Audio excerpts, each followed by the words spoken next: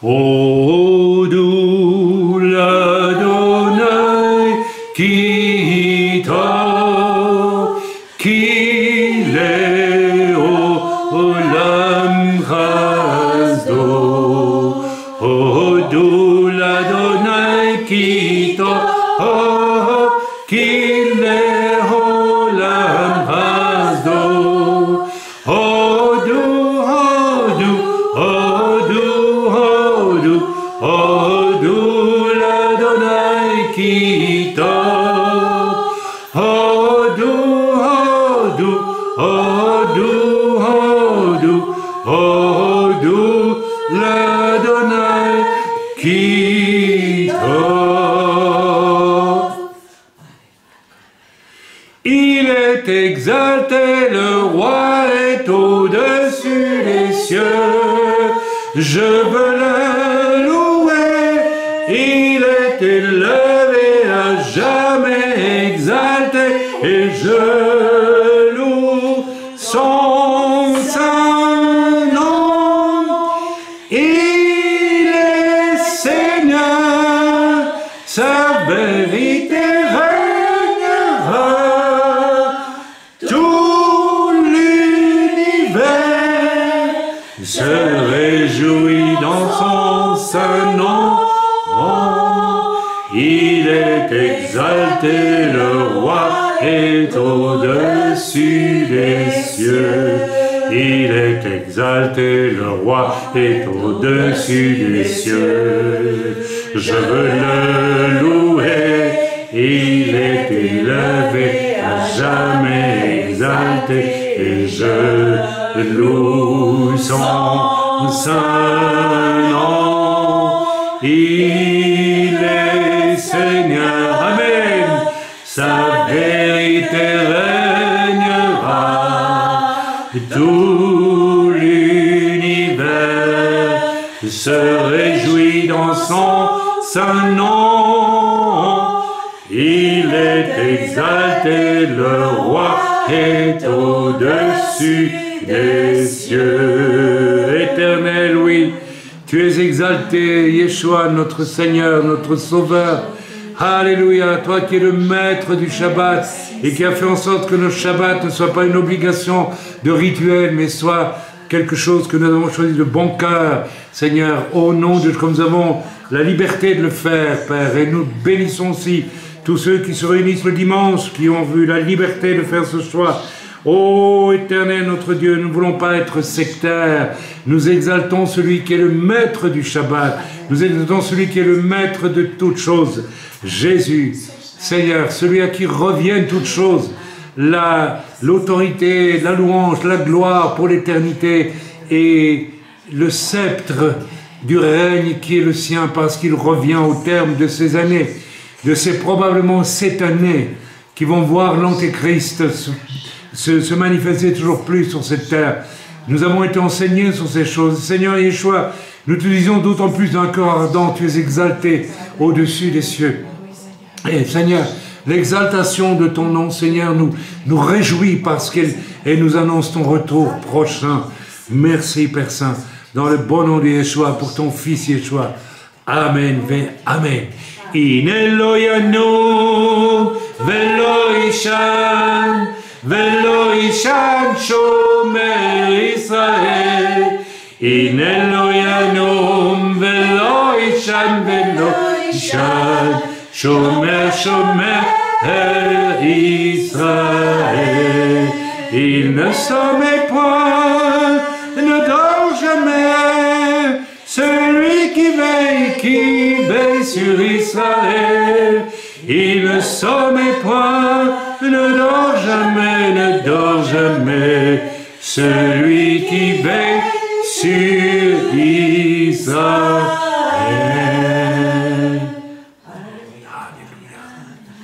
Les cieux proclament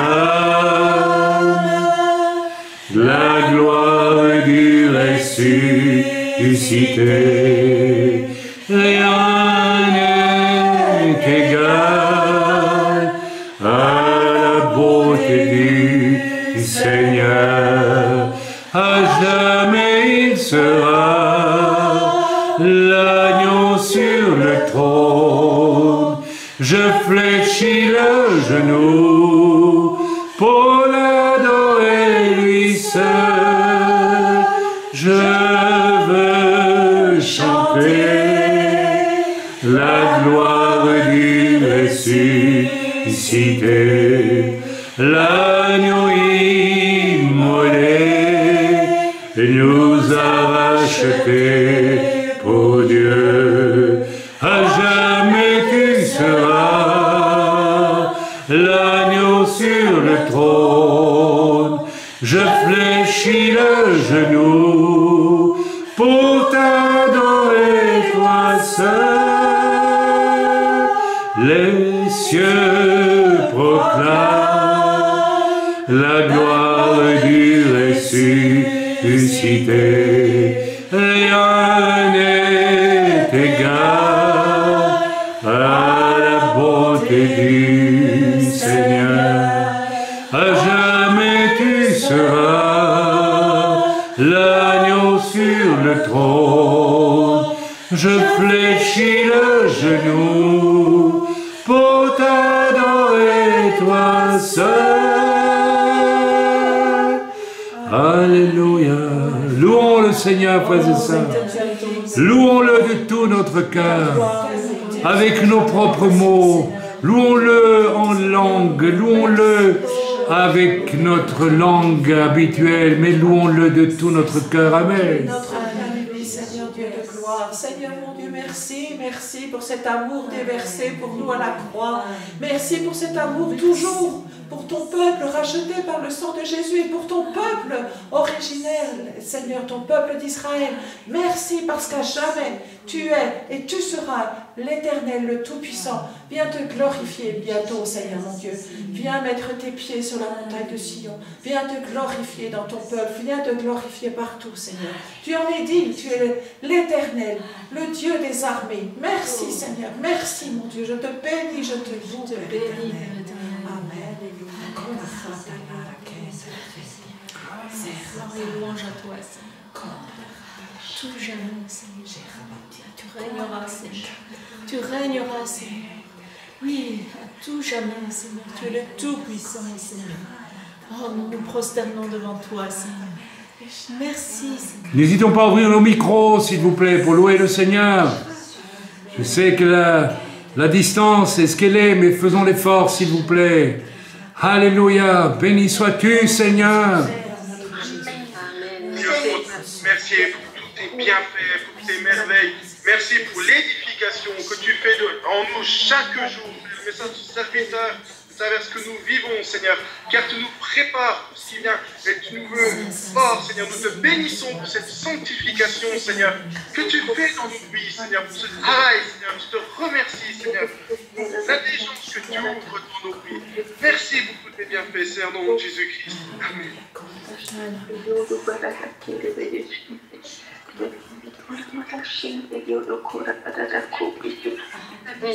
Seigneur, merci. Seigneur, tu es merveilleux, tu es grand, tu es beau, Seigneur, merci. Merci parce que tu as tout créé, Seigneur. Tu as créé ce monde d'une manière tellement merveilleuse, Seigneur. Et nous pouvons voir ta gloire dans tout autour de nous, dans la nature. Merci, parce que tu as donné ton Fils pour nous sauver. Moi qui n'étais rien, Seigneur, tu es venu me chercher. Et je te remercie, Seigneur. Amen. La sœur Echeva a reçu quelque chose. Oui, il y a quelques jours d'ici, le Seigneur m'a parlé avec le passage, le chapitre 3 d'Habakkuk, et c'est revenu 2 jours de suite. Alors je pense que le Seigneur veut que je lise certains extraits de ce chapitre, parce que je crois qu'il veut vraiment nous parler. Vous entendez? Oui. Répondez-moi s'il vous plaît, vous entendez? Oui. Ne répondez pas, c'est... Voilà, c'est bien. Vas-y. Donc Elisheva va nous lire un passage d'Habakkuk qu'elle reçoit de manière régulière depuis plusieurs jours et qui donc va nous parler prophétiquement. Amen. Amen. Éternel, j'ai entendu ce que tu as annoncé et je suis saisi de crainte. C'est Habakkuk combien, pardon? 3, chapitre 3. Habakkuk, chapitre 3. Vous pouvez le prendre parce que c'est un prophète très d'une grande actualité Personnellement, je le répétais comme presque, pas un mantra, mais presque, quand dans les premières années de ma conversion, et je savais qu'il était adapté pour les temps de la fin. Vas-y, Elisheva, lis. Éternel, j'ai entendu ce que tu as annoncé, je suis saisi de crainte. Accomplis ton œuvre dans le cours des années, ô Éternel. Dans le cours des années, manifeste-la, mais dans ta colère, souviens-toi de tes compassions. Je passe au verset 4. C'est comme l'éclat de la lumière, des rayons partent de sa main, là réside sa force. Devant lui marche la peste, et la peste est sur ses traces. Il s'arrête, et de l'œil, il mesure la terre. Il regarde, et il fait trembler les nations. On passe ensuite au verset 12. Tu parcours la terre de ta fureur, tu écrases les nations dans ta colère. Tu sors pour délivrer ton peuple, pour délivrer ton oint. Tu brises le faîte de la maison des méchants, tu la détruis de fond en comble. Verset 16. J'ai entendu, et mes entrailles sont émues. À cette voix, mes lèvres frémissent, mes os se consument, et mes genoux chancellent. En silence, je dois attendre le jour de la détresse, le jour où l'oppresseur marchera contre le peuple. Car le figuier ne fleurira pas, la vigne ne produira rien, le fruit de l'olivier manquera, les champs ne donneront pas de nourriture, les brebis disparaîtront du pâturage, et il n'y aura plus de bœufs dans les étables. Toutefois, je veux me réjouir en l'Éternel, je veux me réjouir dans le Dieu de mon salut. L'Éternel, le Seigneur est ma force, il rend mes pieds semblables à ceux des biches, et il me fait marcher sur mes lieux élevés. Amen. Amen. Et le Seigneur m'a vraiment montré que là, on rentre vraiment dans les temps de grand jugement. Il va y avoir de très grands jugements, mais Dieu va sauver son peuple.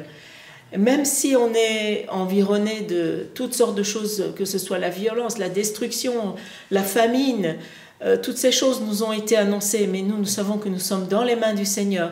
Et ce qu'il attend de nous, c'est que nous nous réjouissions en lui, que nous restions en lui, que nous marchions avec lui, parce qu'il nous fait marcher sur nos lieux élevés, il nous garde et il nous délivrera.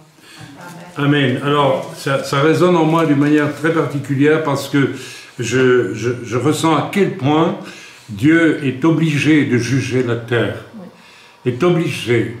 Vous savez, j'en ai parlé un peu avant qu'on ne commence ce message, mais puisque l'Esprit de Dieu me conduit à en parler, j'en parle maintenant. J'ai compris ces jours derniers la relation immédiate qu'il y a entre l'esprit de débauche qui envahit la planète, qui a démarré de manière très particulière, qui existe toujours, la débauche a toujours existé sur la Terre, mais elle est devenue vraiment une véritable peste depuis mai 68, depuis l'époque hippie aux États-Unis, toutes ces choses. Vous savez, faites l'amour, pas la guerre, enfin voilà, on se rappelle peut-être de tout ça, les plus anciens parmi nous, et ça a continué, et aujourd'hui, ce n'est plus une minorité de rebelles qui pratiquent ce qu'on appelait dans ma jeunesse l'amour libre, que je n'ai jamais voulu pratiquer, bien heureusement, mais étant quand même encore héritier d'une culture patriarcale avec ses garde-fous, ses valeurs, ce qui ne veut pas dire que je n'ai pas péché avant d'être au Seigneur. Non, pas du tout. Mais ce que je veux dire par là, c'est qu'aujourd'hui, la débauche est devenue vraiment une nourriture aussi banale que de manger du riz, des pâtes ou des pommes de terre. C'est quelque chose que peut-être seuls ceux qui ne la pratiquent pas ont l'air de vieux réactionnaires et de gens pas du tout comme les autres. C'est jadis la plus grande majorité essayait quand même de se maintenir dans des règles correctes, même s'il y avait beaucoup d'accros cachés, bien sûr, mais aujourd'hui, ce qui était caché, aujourd'hui est devenu revendiqué. Et le Seigneur m'a montré quelque chose d'incroyable, c'est que dans les grands mouvements de contestation que l'on voit aujourd'hui, par exemple, que l'on voit, n'est-ce pas, en Israël aujourd'hui, et que l'on voit aussi en France, la question n'est pas tellement d'ordre politique, la question est totalement spirituelle. Et l'Esprit de Dieu m'a conduit, je vais faire un message là-dessus, ça va me coûter très cher en réaction négative, mais ça ne fait rien. l'Esprit de Dieu m'a conduit à me questionner sur quels sont d'où part la contestation actuellement en Israël. Elle part d'une gauche extrême. Elle part d'une gauche extrême qui se trouve située dans le monde de ce qu'on appelle les bobos, les gens assez nantis, la moyenne bourgeoisie, et qui est par principe toujours de gauche, qui aime la rébellion, qui aime se singulariser, qui croit que parce qu'elle a un peu de moyens, qu'elle a fait des études, elle peut se permettre d'être libre. Et alors on peut balancer Dieu, n'est-ce pas? On met Dieu de côté. Et c'est dans ce monde-là que la débauche sexuelle est la plus puissante. Mes amis, il y a 40 ans, je suis venu au Seigneur, et avant cela, j'ai traversé les milieux de gauche en Belgique, et c'est la même chose partout. Et j'ai été absolument, je ne connaissais pas ces milieux, puisque je ne viens pas d'un milieu spécialement de gauche, politiquement. D'ailleurs, mes parents n'étaient pas politisés, c'était des chrétiens traditionnels, d'origine juive du côté de ma mère, avec une rigueur, une grande rigueur, puis morale, ce qui veut dire qu'on ne pêchait pas, hein, mais il y a une rigueur. Et pas habitué à traverser ces milieux, je les ai traversés, puisque j'étais un artiste et j'allais partout, et les milieux où la débauche sexuelle était la plus terrifiante, déjà il y a 40 ans, c'était parmi ces gens de gauche. C'était absolument épouvantable. En Israël aujourd'hui, le cœur battant de la contestation, ça sort de Tel Aviv. Tel Aviv, c'est la capitale mondiale de l'homosexualité, et c'est la ville où tout est permis. Tout est permis. En Eretz Israël. Mes amis, le Seigneur m'a montré qu'il y a un lien direct entre la débauche sexuelle qui fait que l'on abaisse toutes les barrières et l'on se permet n'importe quoi. En Espagne, on vient de voter une loi comme quoi la zoophilie est légale. On peut le faire.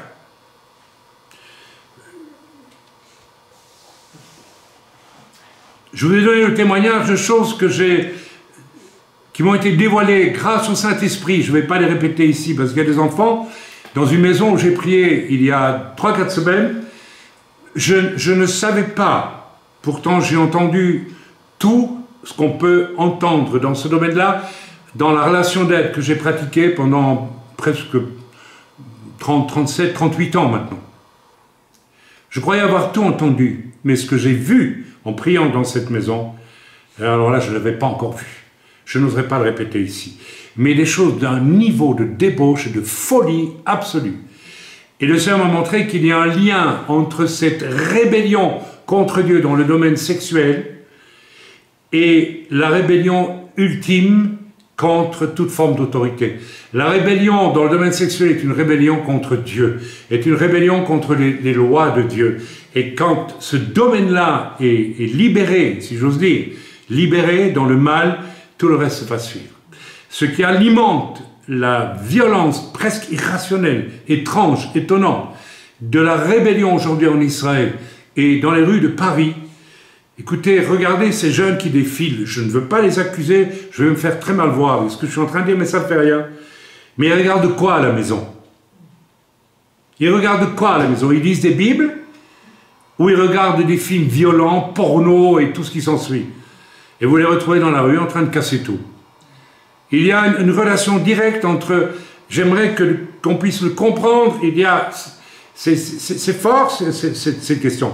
Plus il y a de débauche, plus nous allons avoir de violence physique. Ne cherchez pas ailleurs les causes de la violence physique. Elle vient de la débauche. La débauche est la première chose. Regardez, n'est-ce pas, quand Lot se trouve à Sodome. À Sodome, c'était la débauche tous azimuts et la violence, puisque Lot a reçu la visite d'anges, s'il vous plaît, d'anges, probablement sous forme humaine, pour le protéger, et ces malades, ces détraqués de Sodome voulaient coucher avec les anges, mais n'importe quoi. Donc aveuglés par leur bestialité, ils ne voyaient plus rien, ils ne voyaient plus Dieu, ils ne voyaient plus rien du tout, et c'est le problème de la débauche sexuelle, elle vous aveugle totalement sur le divin, et sur la beauté des choses du divin et des règles magnifiques. Je disais, avant de commencer cette louange, je disais combien je suis heureux de regarder sur Skype, parce que je vous vois sur Skype, je vois des sœurs, je vois telle sœur, je vois plusieurs sœurs, je vois plein de sœurs, je vois des sœurs ici. Et vous savez, c'est un bonheur de les garder. Ce sont des sœurs. Et il n'y a pas une once d'autre chose dans mon cœur. Ça, c'est merveilleux. Là, et je suis sûr que les sœurs, elles se sentent bien comme ça, n'est-ce pas? Et nous, les hommes, c'est la même chose. Quand une femme, une fois, on était à Tel Aviv, il y a 10 ans, avec une sœur et mon épouse. On est allé boire un café, manger un petit gâteau dans un truc là-bas. Et tout de suite, j'ai compris que ce bistrot était le lieu où on venait pour rencontrer un partenaire, pour aller s'amuser pendant l'après-midi, n'est-ce pas? Et il y avait là une espèce de blonde qui n'était pas blonde, enfin bref, qui m'a fait des regards, puis j'ai compris tout de suite que voilà, et après 2 minutes, je l'ai foudroyé du regard, et je dis à tout le monde, je paye, on sort. Je ne reste pas dans un endroit pareil. Mes amis, la débauche est terrible, et la débauche détruit toutes les valeurs, et ce n'est pas c'est bien la preuve, c'est bien pour cela que l'Écriture nous dit, c'est le pire des péchés, c'est celui que vous faites contre votre propre corps. Donc s'il vous plaît, ne soyons pas étonnés, la violence va augmenter sur la terre parce que la débauche, je dirais que c'est le fumier sur lequel le légume de la violence pousse. C'est le fumier. Plus c'est fumier, plus la violence va monter. Vous allez voir. Et c'est la raison pour laquelle Dieu doit juger. Parce que si Dieu n'arrête pas ça, Dieu a détruit Sodome, il détruira encore aujourd'hui. Parce qu'il le faut. Il le faut. Et moi je dis que je n'ai pas de problème avec ça. Parce que je n'ai pas envie que mes enfants non plus soient dominés par cette vague de violence et même à l'école. La violence est terrible à l'école. Les gosses se tabassent et font des choses terrifiantes. Ils vont à l'école avec des couteaux. On attaque le prof avec même un revolver, j'ai appris. Mais qu'est-ce qu'ils font à la maison? Mais ils regardent les films porno avec leurs parents. Vous pouvez en être certain. C'est la racine. Alors, effectivement, je crois que nous devons prendre au sérieux le passage d'Habakkuk qui a été reçu par mon épouse. C'est un avertissement, ne soyons pas étonnés. Et nous devons vraiment prier. Et Israël doit vraiment prendre garde parce que il y a actuellement une violence qui n'est pas d'ordre politique, qui n'est pas un débat politique, qui est un autre débat spirituel extrêmement grave. Que nos gouvernants aient accepté que même la Gay Pride se déroule à Jérusalem. Quelque chose qui ne va pas rester sans que Dieu réagisse. Non pas que Dieu se sent offensé, bien sûr que Dieu est offensé, mais Dieu ne peut pas permettre que ça aille au-delà d'un certain point. Autrement, il n'y aura plus personne d'à peu près normal sur ce pays. Voilà, frères et sœurs, nous allons bénir le Seigneur et nous allons aller dans la parole de Dieu. Aujourd'hui, à moins que nous ayons encore un chant de louange pour glorifier le Seigneur, s'il vous plaît, n'hésitez pas à ouvrir vos micros, à louer Dieu. Ce que je viens de vous annoncer est merveilleux quand même. Je sais qu'il n'y en a aucun parmi vous qui se livre à la débauche, qui regarde des choses impures. Quel bonheur pour moi de regarder les sœurs, de voir que ce sont mes sœurs. C'est merveilleux. Quel bonheur de voir que peut-être vous regardez les hommes dans l'œuvre et vous n'avez pas... Vous voyez des frères avec des cœurs tout simples et purs. Écoutez, c'est magnifique. Nous avons une chance incroyable de ce que les gens ils vivent dans des choses horribles avec cette débauche. Certains n'en sortent pas. Certains ont biberonné ça dès leur enfance. Il y a des jeunes aujourd'hui, ils ne peuvent pas sortir de là parce que depuis l'âge de 7, 8, 9, 10 ans, ils ont commencé à regarder ces choses. Il n'y a plus de place que pour la rébellion dans leur cœur. À tel point qu'on ne sait même plus comment faire parfois pour essayer Nous allons chanter El Gibor ve'Elidion. Levatra ata Adon, Levatra ata Kadosh, Melech Amlachim. Dieu puissant, Dieu élevé, toi seul tu es Seigneur, toi seul tu es saint, toi le roi des rois. Amen. El Gibor ve'Elidion, Levatra ata Adon, Levatra ata Kadosh, Melech Amlachim, El Gibor ve'Elidion, Levatra ata Adon, Levatra ata Kadosh, Melech Amlachim.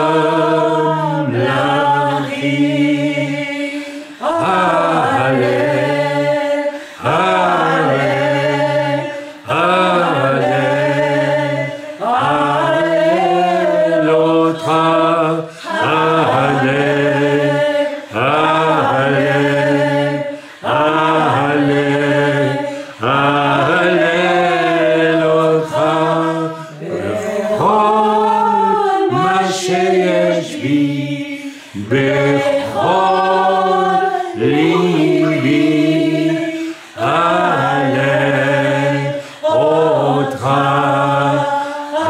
Adonai Yeshuati. Amen. Restons dans le silence quelques instants. Yeshuati veut dire mon salut. Yeshua est notre salut. Seigneur Yeshua, nous te louons dans le silence de nos bouches et avec nos cœurs. Merci pour la paix que tu accordes à nos cœurs ce matin. Merci pour cette sécurité. Parce que tu nous as arrachés à ce monde qui va à sa perdition. Nous te supplions de sauver encore dans ce monde qui va à sa perdition de nombreuses âmes. Et tu veux le faire. Tu voudras le faire jusqu'au bout. Mais nous te remercions, Seigneur, de nous avoir donné des règles de vie qui viennent de toi, qui fait que nous nous aimons, nous nous respectons, nous t'obéissons, et spécialement dans ce domaine de la morale sexuelle. Merci, Père. Merci, au nom de Jésus. Merci, Seigneur. Merci, Seigneur. Que tu ne permettes pas que ces choses prennent la moindre place dans nos vies. Merci parce que tu nous donnes à lire ta parole, qui est une nourriture forte, qui devient une forteresse en nous, qui nous coupe de ces choses du monde, abjectes, abominables. Nous t'en remercions, Éternel. Amen. Amen. Alléluia. Ah, comme on goûte la paix du Seigneur, n'est-ce pas? La paix d'être gardé, d'être sauvé, d'être... Waouh! Quand je me rappelle la vie que je menais avant de connaître le Seigneur, une vie de tourment, une vie difficile, une vie faite de péché, waouh! Faite d'orgueil et de tant d'autres choses. Merci Seigneur pour la paix. Merci Seigneur pour la paix. Amen. Nous allons aller dans la parole de Dieu aujourd'hui et nous ne lirons pas la parachate. Voilà. Alors, pourquoi est-ce que nous n'allons pas lire la paracha du jour? Je l'ai lu, bien sûr. Je l'ai lu dans mon Chumash et je l'ai trouvé magnifique, absolument superbe, mais Dieu m'a dit, tu ne vas pas parler de cela. Alors, j'obéis à Dieu. Donc voilà, c'est aussi quelque chose d'intéressant parce que nous allons parler de la liberté que nous devons donner au Saint-Esprit de faire ce qu'il veut et non pas ce que nous voulons.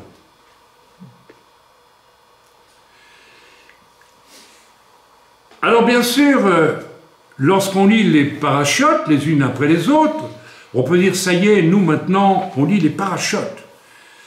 Et puis le Seigneur dit, oui, mais non, mais c'est pas une nouvelle religion de lire les parachutes, c'est une nourriture, mais il y a d'autres nourritures dans la parole. Il y a les psaumes, il y a les prophètes, il y a le Nouveau Testament, il y a bien des choses. Donc, comme nous ne sommes pas sectaires, pas du tout sectaires, contrairement à ce que certains pourraient imaginer, et que nous respectons ceux qui sont sauvés par Jésus, quels qu'ils soient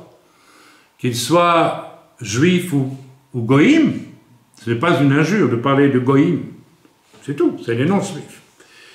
Donc merci Seigneur, parce qu'aujourd'hui, eh bien, nous allons aller dans la Brit Hadasha, dans le Nouveau Testament, et j'aimerais que, enfin, je ne sais pas si je dois vous le dire, mais que tous soient attentifs, parce qu'il y a là une préparation à ce que nous allons vivre à Pessah.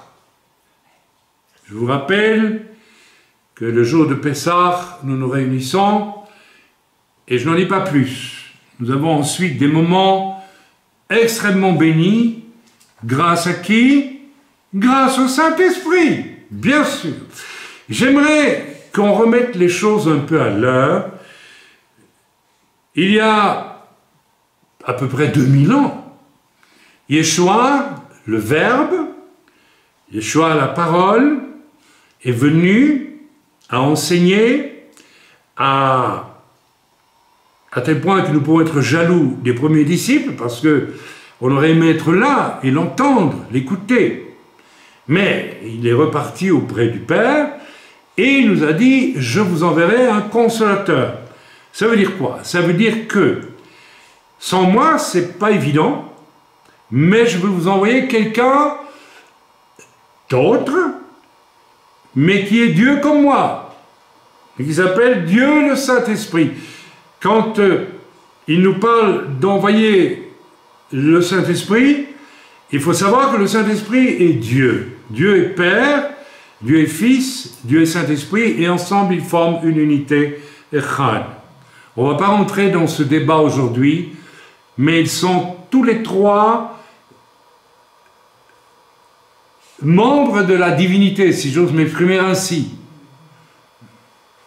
Donc, Dieu le Saint-Esprit s'est manifesté d'une manière très spéciale 40 jours après le départ du Seigneur, si je m'en souviens, à la Pentecôte, n'est-ce pas, lors de la fête de Pentecôte. Et depuis ce moment-là, il est avec nous jusqu'à aujourd'hui, contrairement à des enseignements que je déplore, nous disant que les dons de l'Esprit, et donc le Saint-Esprit, étaient juste nécessaires pour le début de l'Église. Donc, il était un consolateur pour les premiers disciples, mais pas pour nous. Ça n'a aucun sens. Sans le Saint-Esprit, l'Église se serait égarée 100 fois plus encore que ne s'est déjà égarée. Pour ma part, je suis né au Seigneur à l'âge de 33 ans, j'ai été baptisé du Saint-Esprit 2 semaines après, et je peux dire que depuis ce jour-là, le Seigneur a développé en moi les dons spirituels, les uns après les autres, et je les ai pratiqués, et je les pratique encore. Et je considère que 99% de mon ministère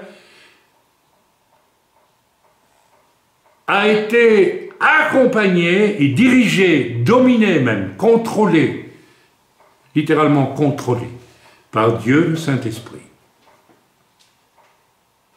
Tout en prêchant la parole. Et le pourcent où ce n'est pas le Saint-Esprit qui m'a dirigé, c'était des erreurs. Peut-être 5%, qu'importe. Mais je sais que tout ce que j'ai vécu avec Dieu depuis maintenant presque 40 ans, c'est au travers du Saint-Esprit. Donc, il y a une importance majeure à recevoir le Saint-Esprit et à continuer à entretenir le Saint-Esprit dans nos vies. Or, je constate une chose tragique, vraiment tragique, extrêmement tragique. Et je vous donnerai tantôt un peu des explications de cela. C'est qu'il y a une espèce de, comment je veux dire, d'endormissement, de laisser aller par rapport au Saint-Esprit. Ceux qui sont baptisés du Saint-Esprit, de plus en plus, et c'était déjà le cas jadis, mais je trouve que c'est une grande faute. On se contente d'un petit parler en langue et puis c'est tout. On ne va pas au-delà de ça. Non, non, non, non, non. Il y a 9 dons spirituels et l'apôtre Paul lui-même nous a exhortés à rechercher par-dessus tout le don de prophétie dans l'Église. Mon épouse vient d'exercer le don de prophétie en nous lisant ce passage d'Habakkuk. Vous en avez conscience? Je parle ici aux gens dans l'œuvre. C'est ça le don de prophétie. Lorsque j'ai donné la fameuse vision de la plaine où il n'y avait plus rien avec l'arbre au milieu, vous vous rappelez? Ça, c'était vraiment une prophétie pour le bien de l'Église. Et il s'en est suivi un grand bien pour certains. Donc, nous avons besoin de ce don de prophétie, qui n'est pas le ministère de prophète, je m'empresse de le dire. C'est autre chose. Or, à part 1 ou 2 personnes, il n'y a quasiment jamais chez nous, et je suis sûr encore plus dans d'autres églises aujourd'hui, de personnes qui pratiquent ce fameux don de prophétie. Par contre, l'Église pratique toutes sortes de choses prétendument du Saint-Esprit et qui ne le sont pas du tout. Et c'est une des raisons pour laquelle le Saint-Esprit se retire aussi de beaucoup d'endroits. Nous devons lutter pour que le Saint-Esprit trouve toute sa place parmi nous, qu'il y soit heureux, qu'il puisse, qu'il puisse épanouir sa divinité parmi nous. Je vais jusque-là. Amen. Alors nous allons lire un passage dans l'évangile de Luc, et c'est la tragédie d'un homme que l'ange de l'Éternel, il s'appelle Zacharie, le père de Jean-Baptiste, de Jean-Baptiste, visité par l'ange, je pense que c'est Gabriel, si j'ai bon souvenir, je crois, oui c'est Gabriel. Gabriel, c'est pas un ange ordinaire, c'est un archange, c'est un des plus grands anges du Seigneur. Vous savez qu'il y a une hiérarchie parmi les anges, comme il y a une hiérarchie parmi les anges déchus. Il y a les grands messieurs du monde ténébreux, puis il y a les tout petits esprits, souvent les esprits impurs d'ailleurs. L'impureté sexuelle sont tout en bas. Bref, on ne va pas rentrer dans ces détails-là, mais dans le domaine des anges de Dieu qui sont assez fidèles à Dieu, Gabriel ou bien Michael ou des gens comme ça, sont des anges de très haut niveau.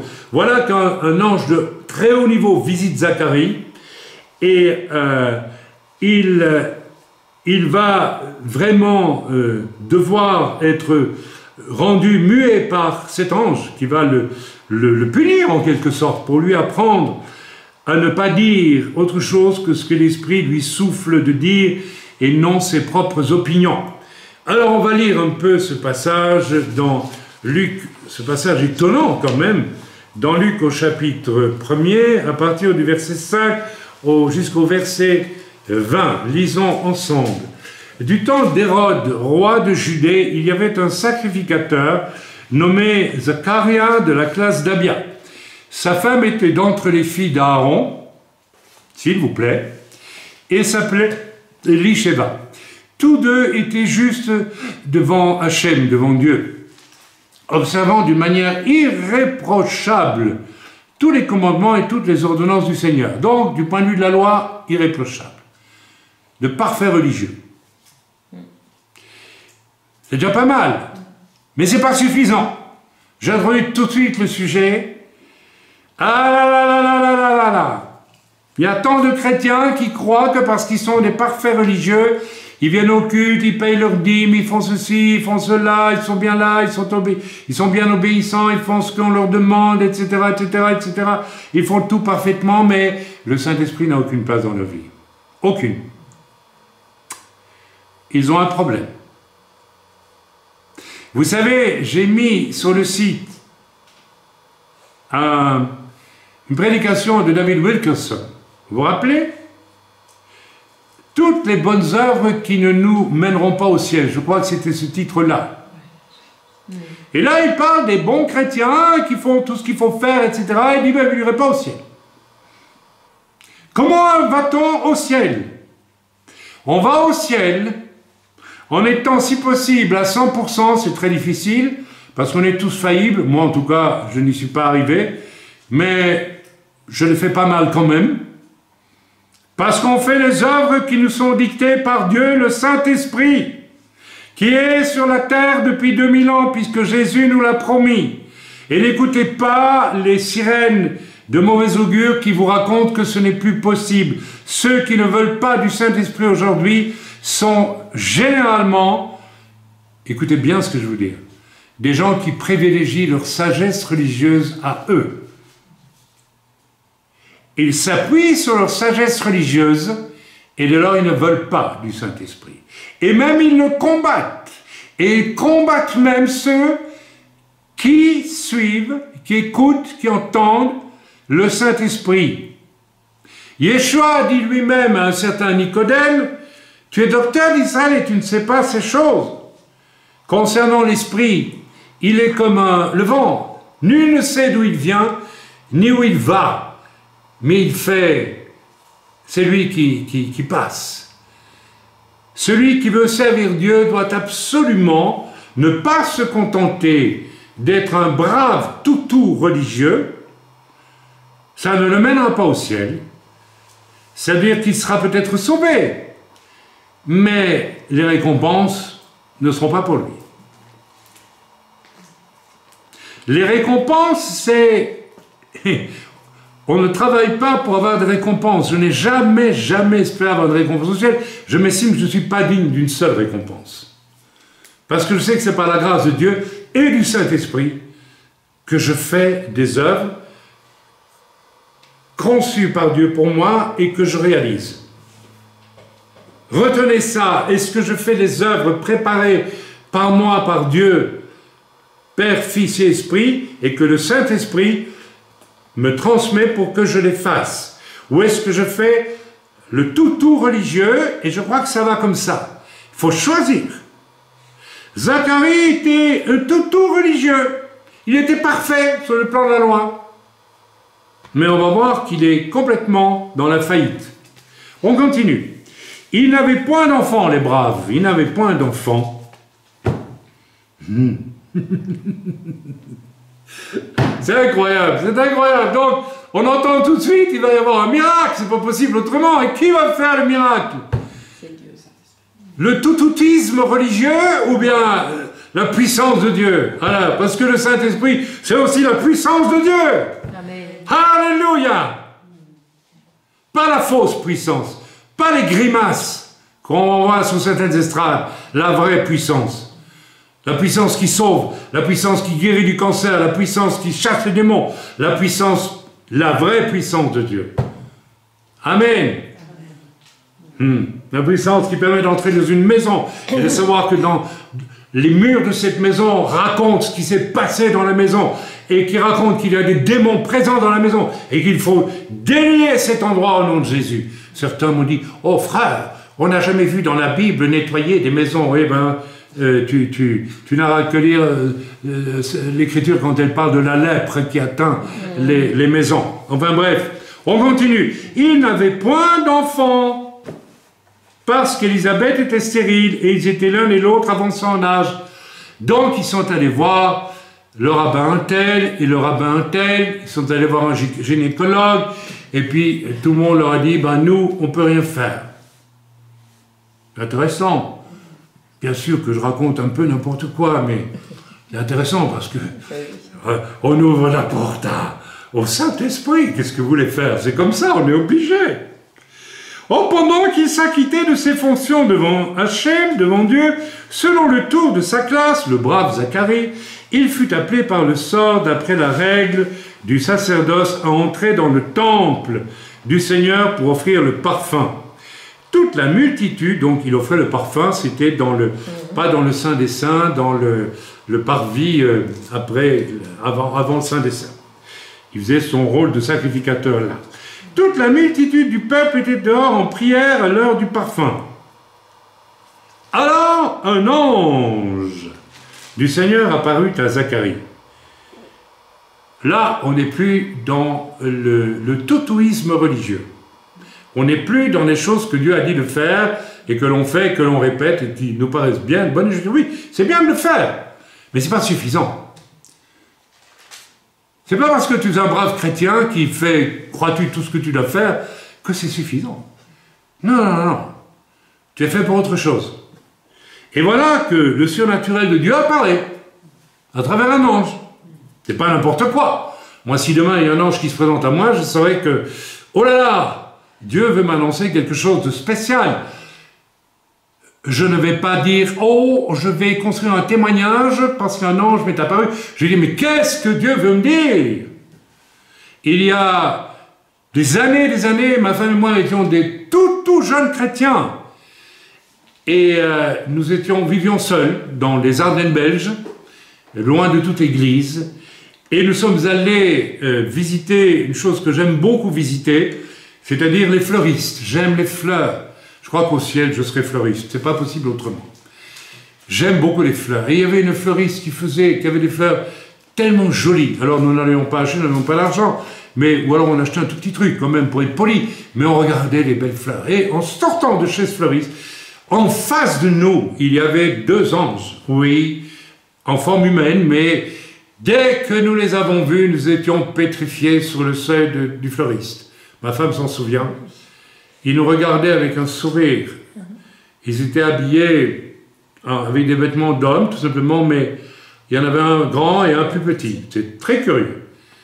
Mais alors, leur regard pointé sur nous était d'une telle douceur, d'une telle bonté, d'une telle force que on a su que c'était des anges. Et on a eu peur et on est parti vers notre voiture parce que je dis, je ne sais pas qu'est-ce qui va m'arriver, parce que j'étais un jeune chrétien, j'avais peur. Ça c'est intéressant. La présence d'un ange, vous savez, il y a des gens qui voient les anges maintenant comme on voit Zorro à la télévision. Vous voyez ce que je veux dire? Non, non.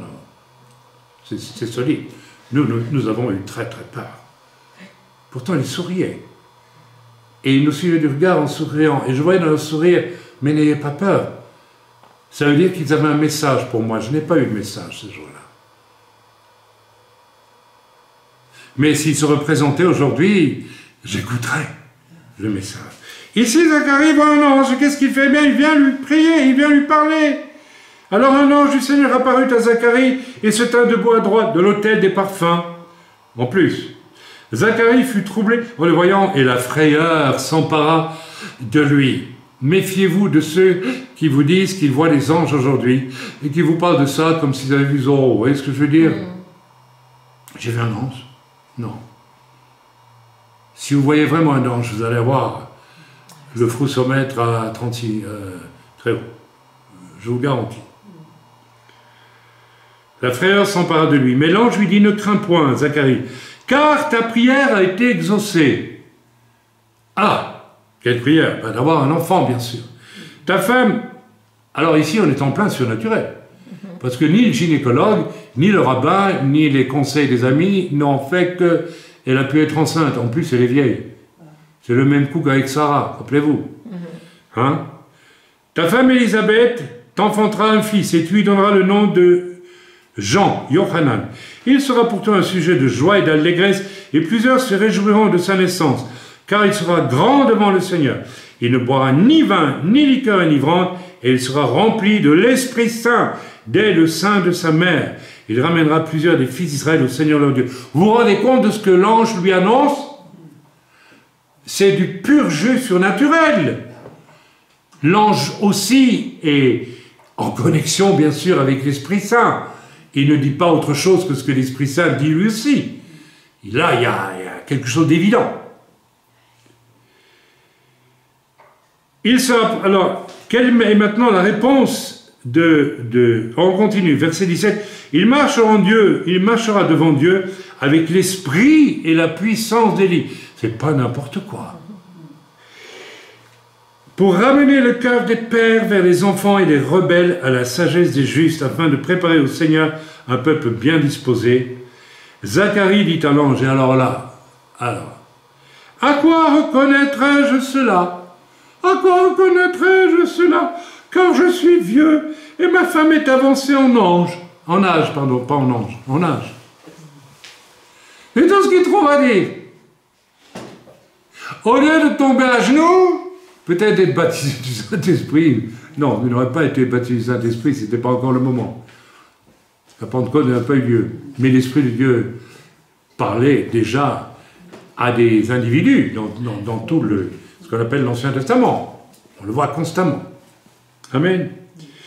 Car je suis vieux. L'ange lui répondit, il lui dit, tu ne sais pas à qui tu parles? Je suis Gabriel. Je me tiens devant Dieu. Tu te rends compte ce que tu viens de dire? Je suis Gabriel, je ne suis pas n'importe qui, je me tiens devant Dieu. Et tu te permets, j'ai été envoyé pour te parler et pour t'annoncer cette bonne nouvelle. Et toi, tu te permets d'être incrédule parce que tu es incrédule. Comment ça va se faire? Ma femme est vieille et moi aussi. En plus, il a la connaissance de l'histoire de Sarah et d'Abraham, n'est-ce pas? Eh bien, tu seras muet et tu ne pourras parler jusqu'au jour où ces choses arriveront, parce que tu n'as pas cru à mes paroles qui s'accompliront en leur temps. Ça veut dire, je vais te fermer la bouche, mon cher ami, pour que tu apprennes quelque chose d'important, à parler en accord avec l'Esprit de Dieu et non pas avec tes raisonnements humains. C'est la même chose que le Seigneur nous dit aujourd'hui. Écoutez bien, s'il vous plaît. Le Seigneur nous a dit, je vous enverrai le Consolateur, l'Esprit Saint, Dieu le Saint-Esprit, pour vous parler et aussi pour animer vos paroles, vos choix, vos directions, et elles seront toujours surprenantes. L'Esprit de Dieu ne marche pas nécessairement, et généralement pas du tout, avec nos raisonnements. Si je vois une personne malade du cancer, et si je ne crois pas au Saint-Esprit, je l'envoie chez le médecin. Bien sûr, je vais l'envoyer chez le médecin. Moi-même, je suis passé chez un médecin avec un cancer.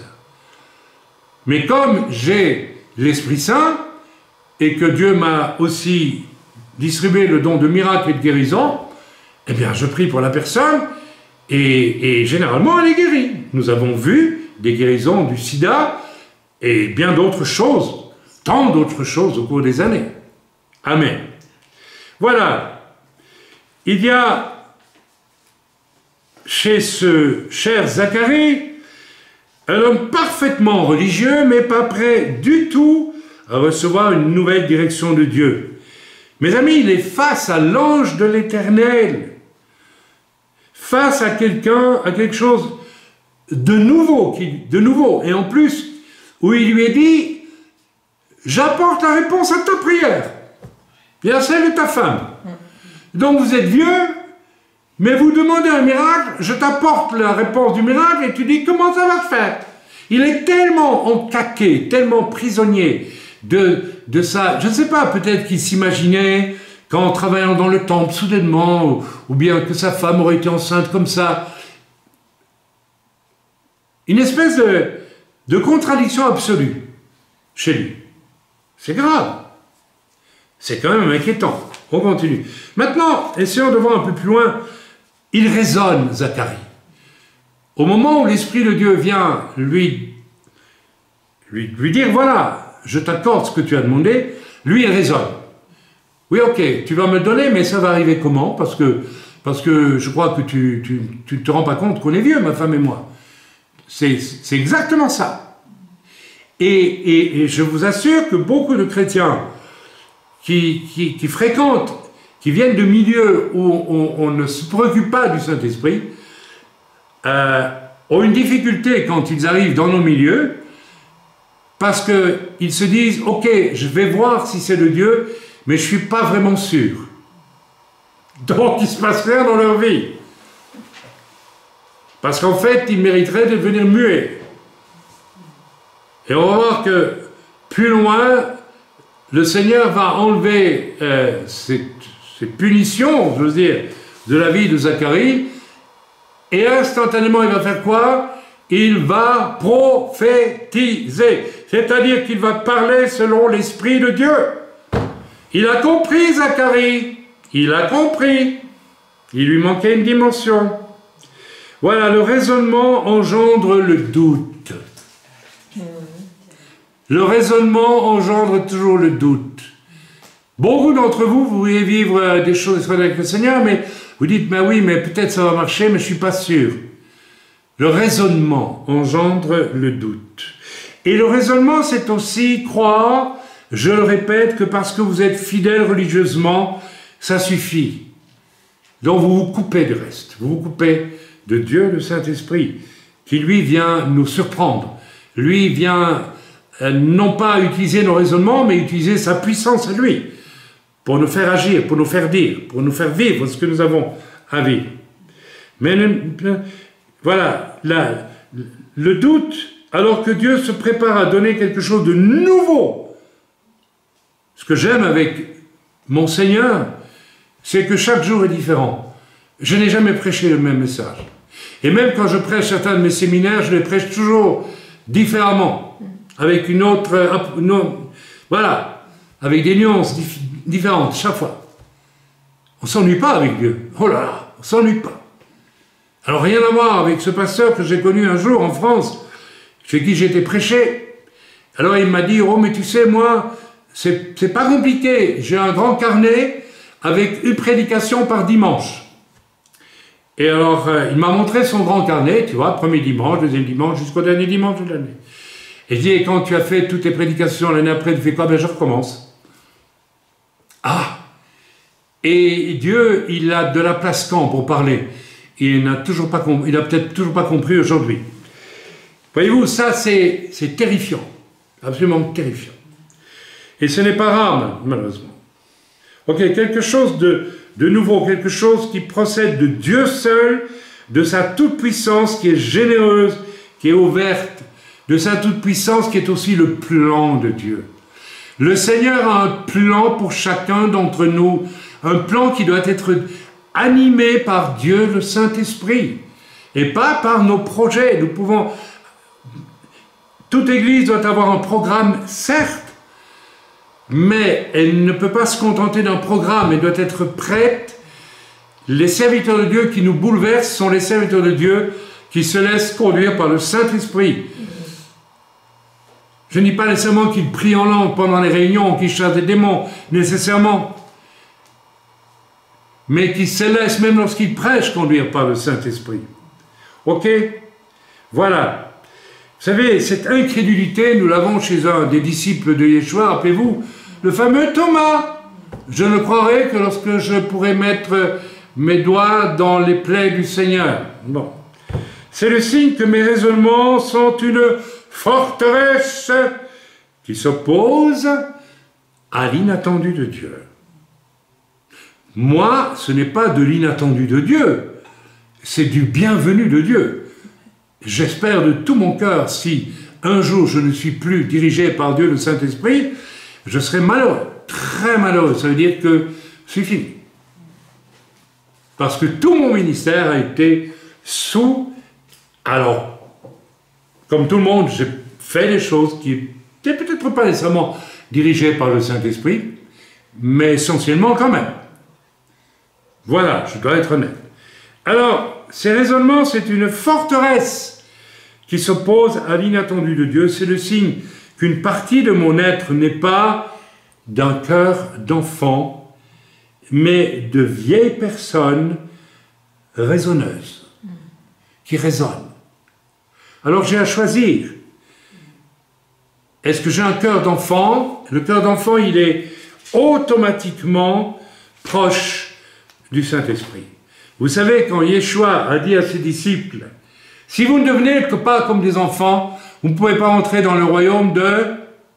C'était quoi? Des cieux. Le royaume des cieux. C'est quoi le royaume des cieux? C'est le royaume de l'Esprit.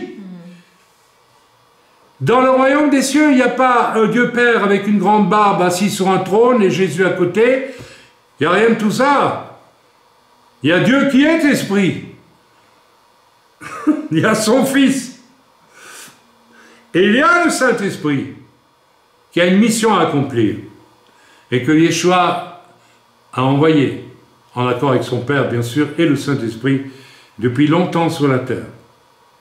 Le résultat de cette non-sensibilité, de ce refus de sensibilité, soit par idolâtrie religieuse confortable, soit par...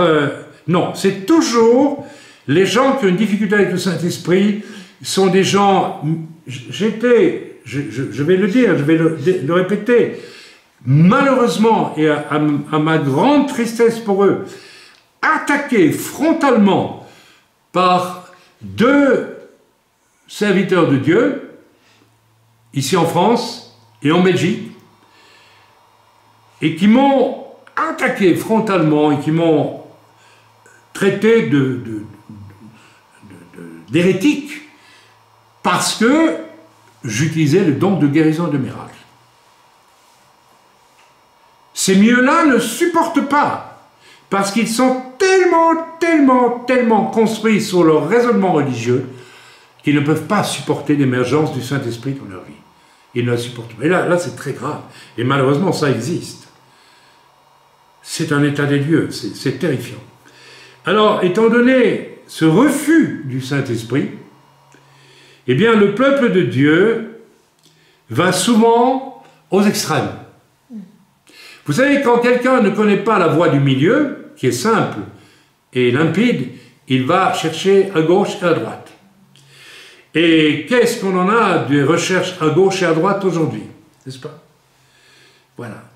Et dès lors, le chrétien devient flottant à tout vent de mode. Et il va mettre l'accent sur telle chose dans l'Écriture, alors que le diable œuvre ailleurs, là où il faudrait être attentif à l'Écriture. Je vous assure, je vous donne des exemples. Je vous donne un exemple tout de suite.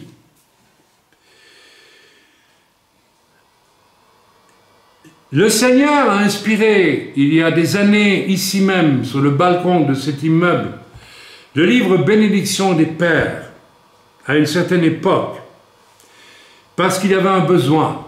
Et j'ai vérifié ce besoin particulièrement aux USA. Quel est le thème de Bénédiction des Pères? Eh bien, c'est en relation avec ce que Malachie annonce, il ramènera le cœur des pères vers les enfants, le cœur des enfants vers les pères. Ok, aux USA, dans les années 60, 70, 80, nous avons eu une génération rebelle. Les hippies, les beatniks, les Jesus People, tout ça, tous ces mouvements-là, n'est-ce pas, rebelles à la notion de père, donc de sagesse et de stabilité. Ça a donné le mouvement hippie, ça a donné mai 68 aussi. Mai 68, c'est, il faut descendre le père de la nation, qui s'appelait Charles de Gaulle, c'était tout. Et donc, désormais, il est interdit d'interdire, on fait tout ce qu'on veut, c'est l'amour sans limite, et dégage, il faut tuer le père. Cette génération a vraiment mis la notion de père par terre. Autant en Europe, mais surtout aux États-Unis. Dès lors, lorsque le Seigneur a fait grâce et a mené parmi toute cette génération de nouveaux convertis, c'était Jesus, Jesus, Jesus. Jésus, Jésus, Jésus. Parce qu'ils s'identifiaient à Jésus en tant que fils, mais pas au Père. Et ça m'a frappé aux États-Unis, j'ai dit, le christianisme américain de ces années-là est un christianisme, jusqu'à aujourd'hui d'ailleurs, je ne sais pas si vous comprenez, leur affection pour le Fils, c'est en réalité parce qu'il y a un rejet du Père. Et le Seigneur m'a montré à l'époque de prêcher le message sur bénédiction des Pères, bénédiction du Père, qui a fait un travail formidable partout où il est passé. Pourquoi? Parce que Dieu voulait restaurer la notion paternelle dans le peuple de Dieu.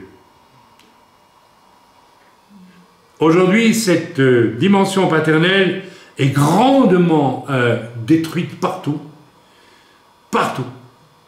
Ok? Non seulement il n'y a plus de couple, il n'y a plus de mari, mais il n'y a plus de père, il n'y a plus rien, il n'y a plus de mère, il y a des gens qui courent après le porno et n'importe quoi, au prix de la destruction des couples et des familles, et des rôles dans la famille, tout ça est complètement balayé, il n'y a plus rien aujourd'hui. Donc, le Seigneur, à l'époque, étant donné le besoin d'une restauration de la notion de père, m'a inspiré à moi, en tout cas, le fameux séminaire et le livre « Bénédiction du Père ». Ok, je l'ai dit, les fruits de la génération hippie, beatnik, qui rejeta l'autorité et qui l'a rejeté, vous savez, peace and love, hein, disaient tous ces gens-là. Ouais. Non à la guerre au Vietnam, tout ça, oui, des beaux sentiments, mais en réalité, voilà, c'était à travers ça, il y avait une rébellion contre le Père. Toute une génération. L'Esprit de Dieu m'a à cette époque, voici donc plus de 30 ans, en pleine culture évangélique, Jésus, n'est-ce pas, écrit bénédiction du Père, bénédiction des Pères, et de donner à vivre moi-même, comme par hasard, une époustouflante expérience que j'ai déjà témoignée, que j'ai témoigné un jour devant une rencontre de 300 pasteurs et leurs femmes, et qui a provoqué quelque chose d'absolument incroyable, une repentance presque générale, n'est-ce pas? C'était pendant ces temps, étant donné que moi aussi j'ai grandi dans la génération rebelle au Père, j'avais une relation qui n'était pas entièrement biblique avec mon Père, et je suis passé par cette expérience que j'ai déjà témoignée, où j'ai écrit à mon papa, mon cher papa, je dis mon cher papa aujourd'hui, en lui disant voilà, tac, tac, tac, alors qu'on était à couteau tiré, mon père et moi, très sérieusement à couteau tiré. J'étais un militant anti-père, hein. J'étais un rebelle de cette génération-là. Et là, j'ai écrit à mon père une lettre qu'il a mis en larmes, à genoux, par terre dans la maison, et nous sommes devenus les plus grands amis de la terre. J'ai honoré mon père, j'ai rétabli le Père dans sa réalité biblique, dans ma propre vie. Tout ça a été bien. Et j'ai prêché là-dessus, dans maints endroits. Pourquoi? Parce que tous les gens de ma génération, c'est une génération de rebelles qui ont mis le Père.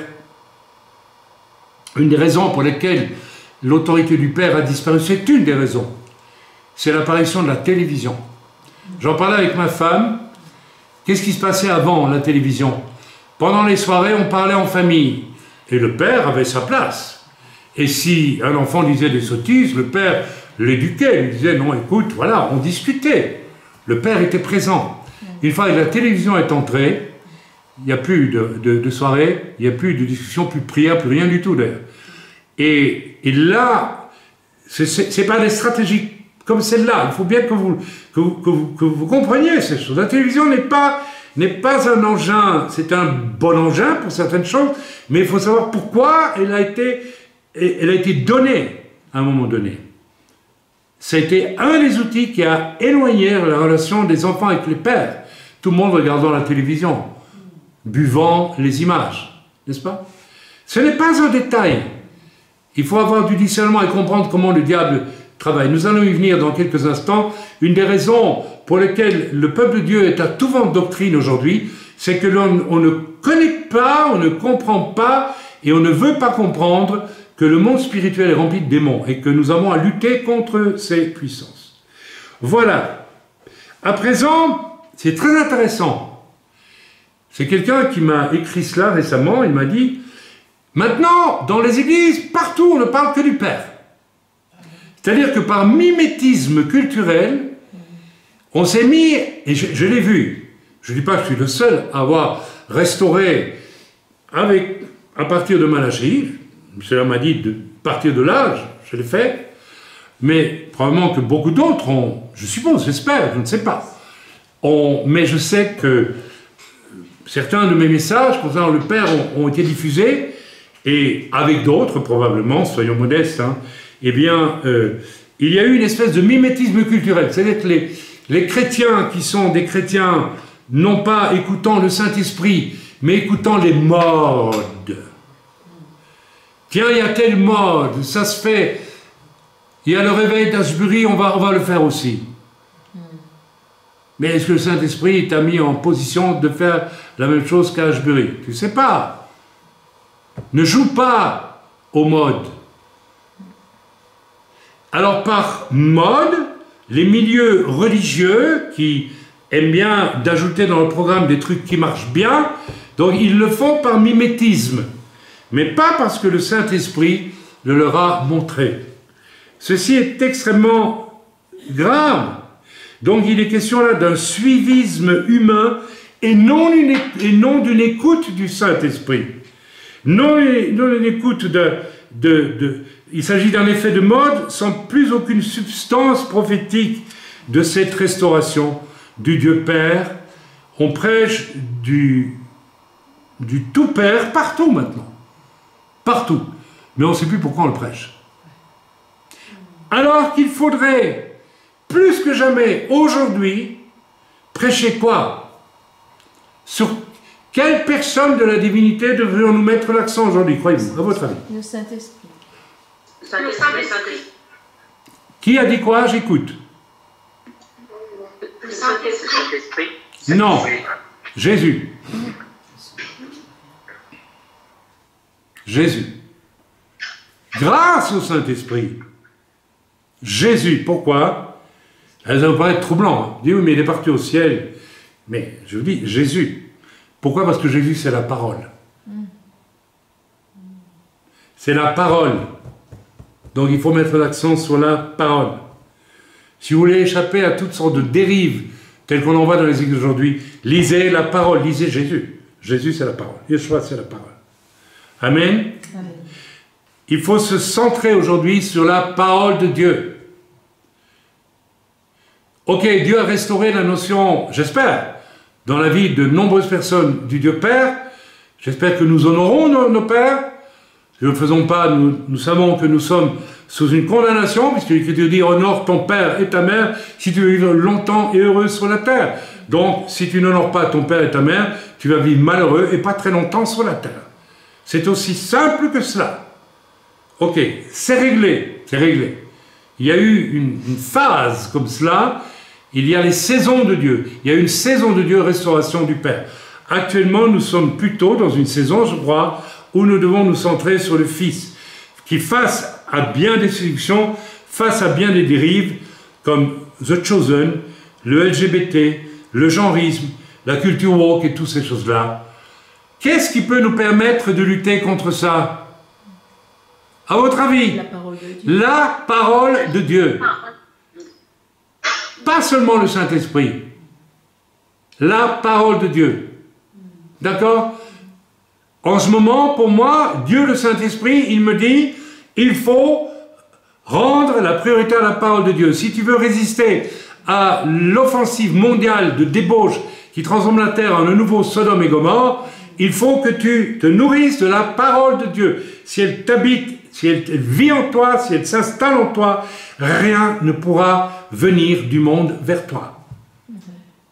La parole de Dieu va même rejeter les moindres choses du monde qui prennent encore de la place dans ta vie. Moi, je vis ça tous les jours.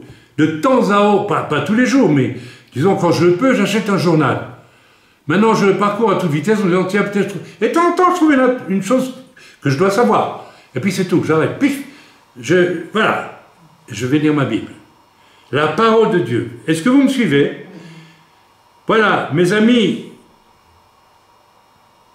n'oublions pas que nous sommes à la veille de l'avènement d'un système politique mondial unifié avec son antichrist.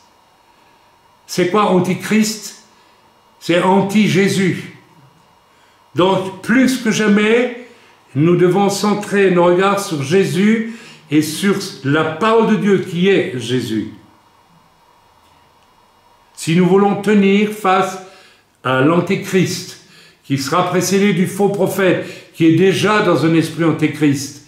Oui, c'est Rome, oui, c'est le pape, oui, c'est toutes les religions unifiées, avec leur nouvelle Bible, à sauver la planète, c'est la nouvelle Bible, c'est la nouvelle religion que le pape est en train de promouvoir partout, pour ne plus qu'on lise la parole de Dieu. Voilà. Car c'est aussi le Dieu Fils qui revient au terme de ces 7 années qui commencent en ce moment, à mon avis, pour combattre tout cela, tout ce qu'il a, le chosen, LGBT, genrisme, la débauche, l'occultisme et le système politique mondial qu'on est en train de nous concocter avec la marque de la bête, l'argent numérique et tout ce qui sont, enfin, tout ce que l'on sait. C'est lui qui vient bientôt et voilà, pour combattre tout cela, et nous devrions y songer, nous y préparer. Nous avons besoin, en réalité, du Dieu Père, du Dieu qui est Père, du Dieu qui est Fils et du Dieu qui est Saint-Esprit, et ils sont echad. Il nous faut simplement discerner les saisons. Je ne dis pas qu'il ne faut plus prier Dieu le Père au nom de Jésus-Christ aujourd'hui. Je n'ai pas dit cela. Continuons à le faire. Mais discernons, il y a des saisons de Dieu. Et là, la saison actuelle, nous devons nous fortifier dans l'Écriture, donc dans Jésus, plus que jamais, pour tenir face à tout ce dans quoi le diable veut nous faire entrer. Et si en plus nous avons le Saint-Esprit, eh bien c'est formidable. Qui croyez-vous qui m'a dit qu'il fallait se centrer maintenant sur la parole de Dieu et non plus sur le Père qui est devenu une mode un peu partout? Qui m'a dit cela? Mais le Saint-Esprit, le roi Agodesh. Vous me suivez, vous comprenez? Oui. Ok. Et aucun ne travaille jamais, ni le Dieu Père, ni le Dieu qui est Père, ni le Dieu qui est Fils, ni le Dieu qui est Esprit, ne travaille jamais seul. Tout ce qu'ils font, n'est-ce pas, est toujours en osmose. Mais, frères et sœurs, discernons les saisons de Dieu, et nous ne pouvons le faire qu'avec l'aide de qui? Du Saint-Esprit.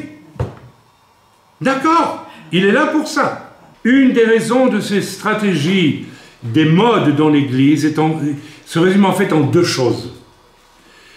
Premièrement, le refus et l'absence tragique du Saint-Esprit. N'est-ce pas? Au profit du ronron religieux, voire l'exemple de Zacharie, que nous avons vu au départ de ce message. Et au profit aussi, dans d'autres milieux, des extravagances religieuses. Aujourd'hui, il y a 2 voies de perdition dans l'Église. C'est le ronron religieux qui refuse le Saint-Esprit, et il y a des milieux où on refuse le Saint-Esprit. Et les gens qui sont issus de ces milieux et qui veulent être baptisés du Saint-Esprit peuvent le faire, et y arrivent parfois. Mais très souvent, on vérifie chez eux cet esprit d'incrédulité, de raisonnement. Vous voyez? Ils croient qu'avec tout ce qu'ils ont appris, ils sont cachers, ils sont parfaits. Et l'autre versant, n'est-ce pas, sans le Saint-Esprit, c'est les extravagances, prétendument du Saint-Esprit, mais qui ne sont pas du Saint-Esprit. Je n'ai pas besoin de faire de vous donner l'exemple, vous en avez plein autour de vous, il suffit de voir.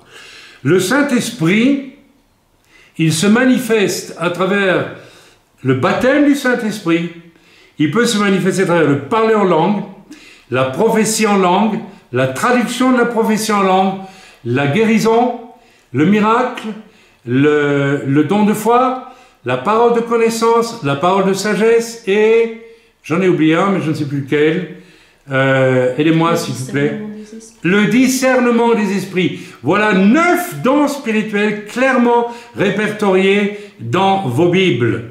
Vous avez la même Bible que moi, eh bien, vous verrez que ces 9 dons spirituels sont clairement répertoriés. Je pense qu'il y a une personne qui a été déconnectée, peut-être par accident, frère, je ne sais pas, vérifie. Il s'agit de notre sœur, voilà. Non, elle est là, pardon. Elle a dû partir. Ah, Cécilia a dû partir, d'accord. Donc, en dehors de ces 9 dons spirituels, sur lesquels j'ai tellement enseigné, allez voir sur le site, si vous voulez voir les enseignements sur les dons spirituels, le reste est du pipeau, mes amis, c'est très simple. Tout le reste, c'est du pipeau. Et il y a beaucoup de pipeau aujourd'hui. La deuxième raison, je l'ai dit, le ronron religieux produit une sécurité illusoire qui remplace l'attente heureuse, constante de Dieu le Saint-Esprit, soit vous choisissez une sécurité religieuse illusoire, soit vous acceptez d'être bousculé quotidiennement, peut-être, par le Saint-Esprit. Moi, personnellement, j'ai fait mon choix depuis longtemps. Parce que vivre avec Dieu, le Saint-Esprit, est quelque chose de merveilleux, quelque chose de formidable. Par contre, vivre le rond religieux, non merci. Non merci, merci, merci, merci. Quand je rencontre des milieux à rond religieux, je m'enfuis. Je vous assure, autant ils ne me supportent pas, autant je ne supporte pas leur cette espèce d'emballage cadeau avec rien à l'intérieur. C'est effrayant. Ignorer, refuser le Saint-Esprit, c'est se priver de celui qui doit et qui peut prioritairement nous guider. Yeshua nous a promis la venue du Saint-Esprit et son aide. Ce n'est pas pour rien, mes amis. Et le Saint-Esprit est de loin devant notre sagesse, performant devant notre sagesse humaine, bien limitée. Et je dirais même, n'est-ce pas, que le Saint-Esprit s'oppose à notre sagesse, n'est-ce pas? Certains qui combattent le Saint-Esprit n'en veulent pas absolument. Je vais vous dire pourquoi ils le font. Parce qu'ils ont construit un tel système religieux sur leur propre sagesse d'homme. Alors ils vous diront, ah mais nous on est de telle dénomination, et moi je ne vais pas donner de nom. Oh, je vais donner des noms en général. Ah mais moi je suis baptiste, mais moi je suis ceci, et moi je suis cela, et moi je suis ceci, et moi je suis cela. Il y a des milliers de dénominations dans le monde évangélique, et je m'appuie sur ma tradition religieuse, point, c'est tout. Parce que nous, on a la vérité. La vérité, qui est-ce qui détient la vérité? L'Écriture et le Saint-Esprit. Le Saint-Esprit nous dira toujours la vérité. Parce qu'il est Dieu. Mais notre sagesse d'homme, j'ai été combattu plusieurs fois, mais 2 fois, d'une manière féroce, par un pasteur dont je tairai la domination, mais qui ne voulait absolument pas du Saint-Esprit. Et c'était pas en France, c'était ailleurs, je ne dirais pas le pays, c'est pas utile. Et le fils de ce pasteur était gravement malade. Et il pouvait mourir. Et je lui ai, sachant qu'il était contre les dons de l'esprit, et que je priais pour la guérison et qu'il y avait des miracles, déjà à l'époque, c'était au début de mon ministère, je m'en souviens, je lui ai téléphoné, je lui ai dit, écoute, je me permets de te proposer, si tu le veux, de prier pour ton fils, parce que c'est irrécupérable, sa maladie, on le sait. Il a refusé avec une force incroyable, parce que dans son esprit, c'était diabolique de prier pour la guérison des malades.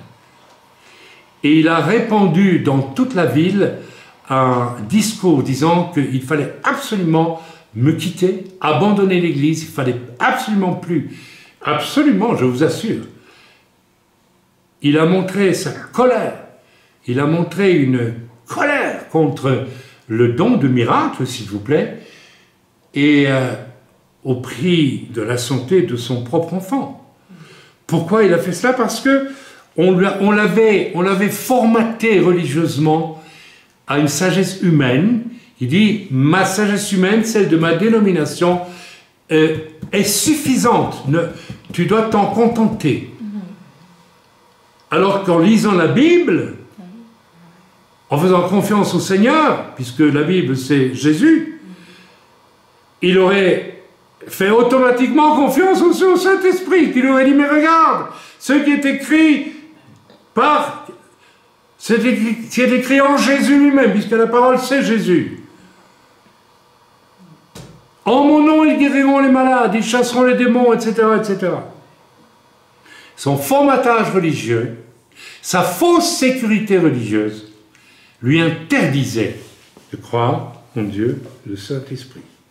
Waouh! C'est grave. Ignorer prudemment, il y a une autre raison aussi, j'en ai pas parlé tantôt, dans les deux raisons pour lesquelles l'Église va de gauche et de droite. Et bien, la deuxième raison importante, c'est la crainte de considérer le monde spirituel et ses aspects démoniaques.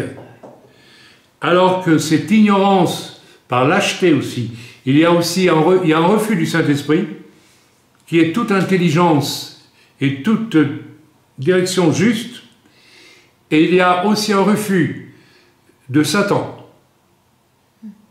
un refus de considérer le monde démoniaque.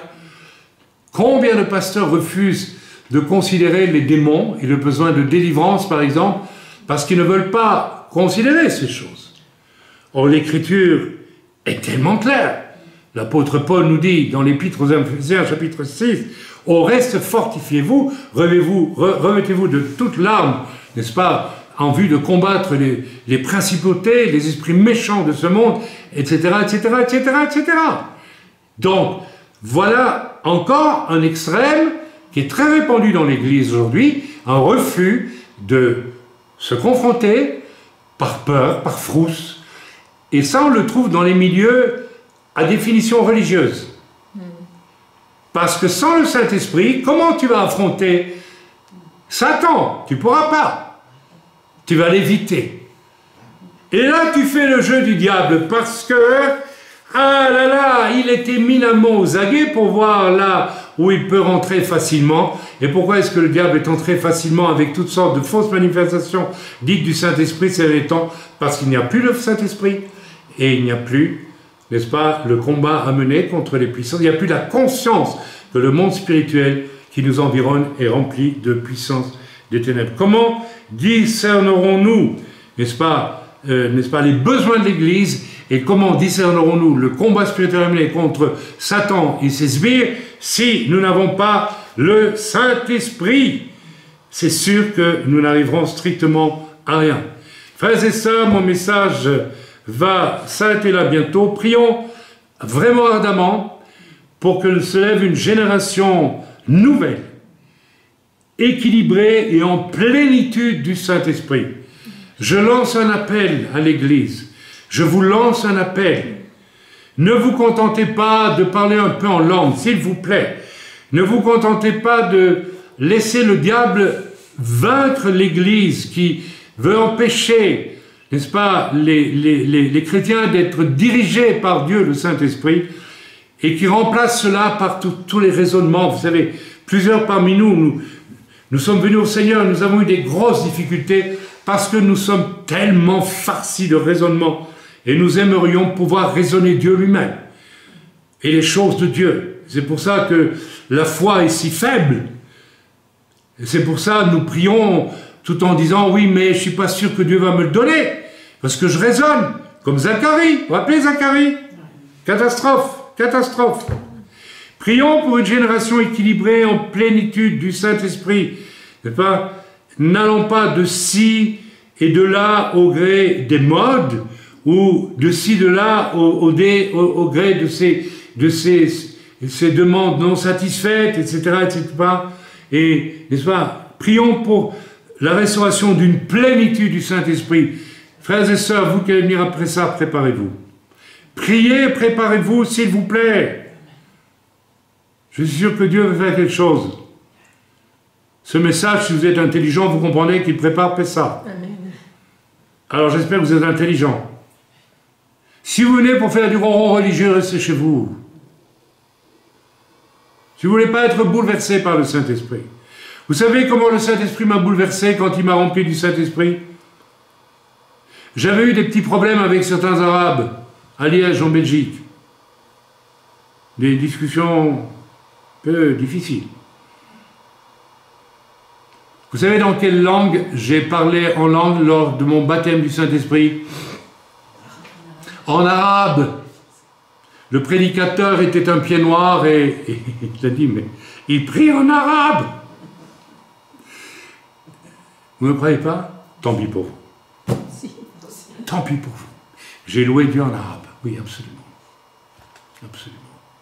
Et plus tard, j'ai découvert que je priais en langue, en araméen et en hébreu. Et oui, c'est comme ça.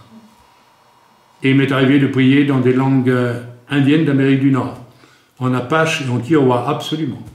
Absolument. Et j'ai mené des combats spirituels incroyables en priant en langue, en Kiowa ou en Apache. Vous allez dire, il est complètement fou. Pensez ce que vous voulez.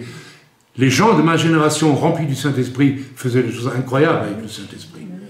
Pas de problème. Il n'y a pas de limite pour le Saint-Esprit. C'est nos petits cerveaux étroits, incrédules, qui mettent des limites au Saint-Esprit. C'est une tragédie que de mettre des limites au Saint-Esprit. Les gens de ma génération vivaient des choses exceptionnelles avec le Saint-Esprit. Exceptionnelles. Qu'on n'oserait presque plus raconter aujourd'hui, tant les gens sont devenus tout petits, avec des petits cerveaux bien étroits. Hein? Il faut que je comprenne ce qui se passe, autrement j'y croirais pas. Oui, tu peux aller loin comme ça. Amen. Prions, mes amis, pour que vraiment Dieu lève une génération. Nous n'aurons tous que le tribunal de Christ, lorsque nous paraîtrons devant le Seigneur, pour réaliser ce que nous aurons raté et que nous n'aurions pas dû rater dans le déroulement de nos jours, environnés de puissances mauvaises, ignorées, ou bien du fait de choix humains, n'est-ce pas, qui ne sont pas ceux du Saint-Esprit. Par exemple, le domaine de la médisance et de la calomnie. Quelqu'un de rempli du Saint-Esprit a de la haine pour la médisance et la calomnie. J'ai rencontré tant de soi-disant chrétiens, pas tant, mais plusieurs quand même. Ils n'ont pas de haine pour la médisance et la calomnie. Si tu es rempli de l'esprit, tu ne supporteras pas la médisance et la calomnie. Tu ne la supporteras pas. C'est impossible de supporter les deux. Ok, nous allons lire à présent et nous allons terminer par là. N'est-ce pas? Luc, chapitre 1, versets 57 à 80. Donc, mon cher ami Zacharie est toujours muet, n'est-ce pas? Dieu lui a fait une bonne leçon. Espèce de petit religieux, va. Hein? Je viens t'annoncer une réponse à ta prière, moi, l'ange Gabriel, qui suis devant Dieu, et il le dit, hein. Et toi, tu te permets d'être incrédule? Eh bien, mon vieux, tu vas être muet jusqu'à ce que tu comprennes la leçon. Et finalement, lisons du verset 57, maintenant, au verset 80.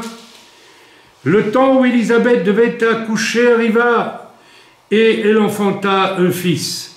Donc, Jean le Baptiste, Yochanan Amabil.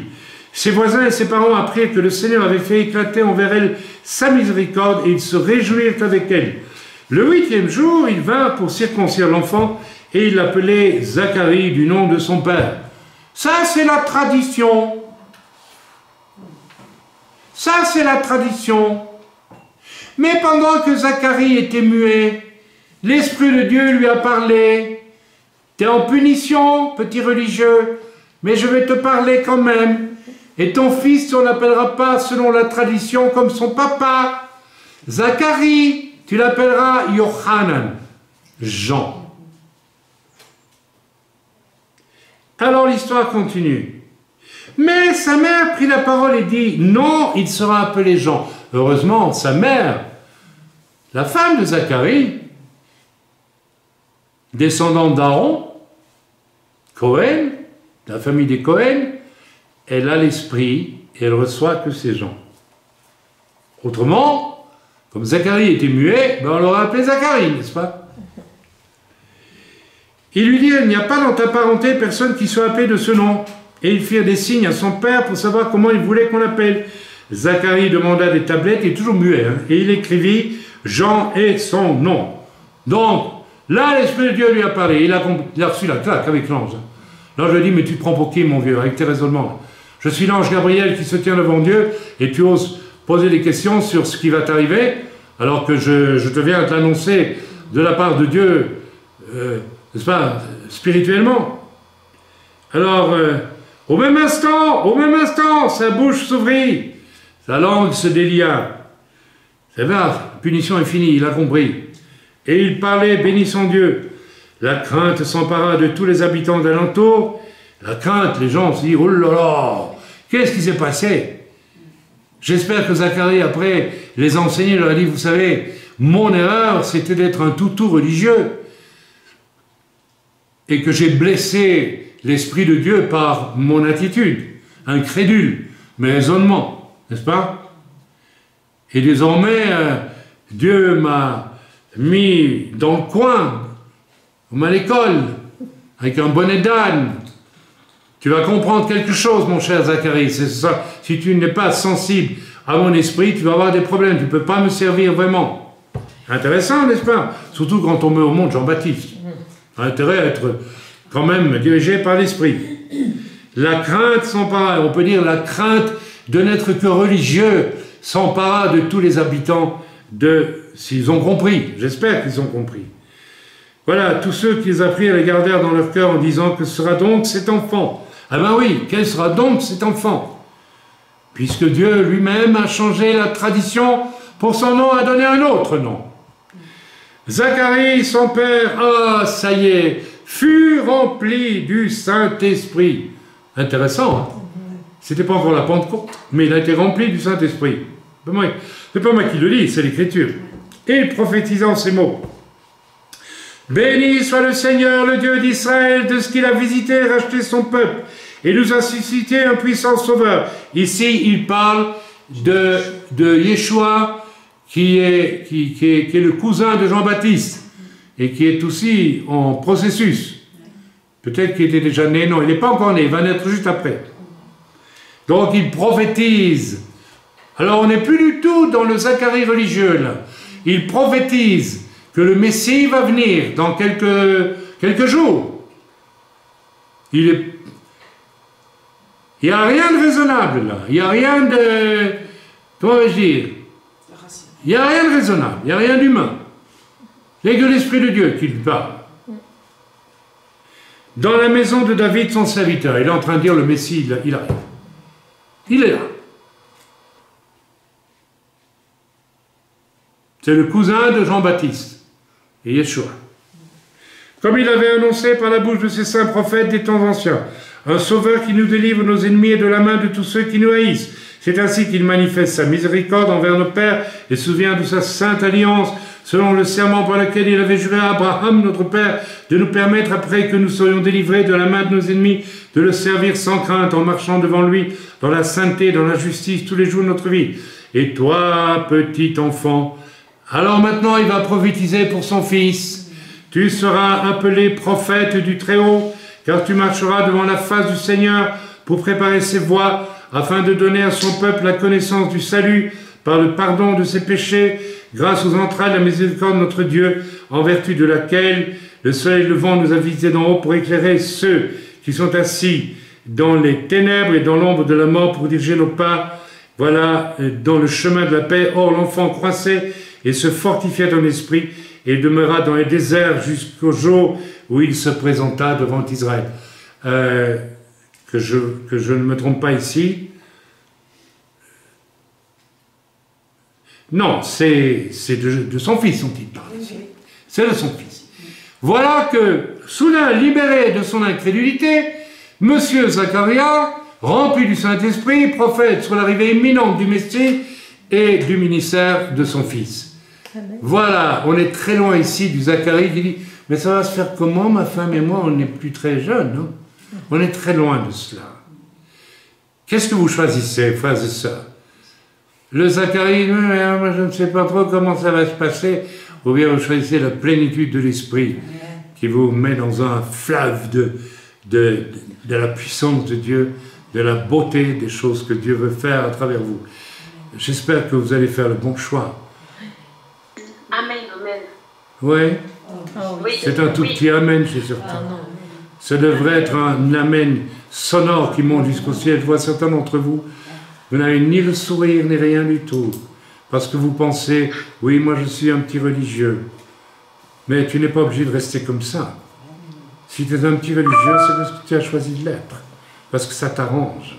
Et tu le sais très bien, ça t'arrange. Mais si tu veux rester comme ça, c'est ton choix. Reste comme ça. Mais j'invite les autres, tous ceux qui ont compris la beauté qu'il y a à être rempli par Dieu le Saint-Esprit. et de le laisser diriger ma vie finalement. Oui.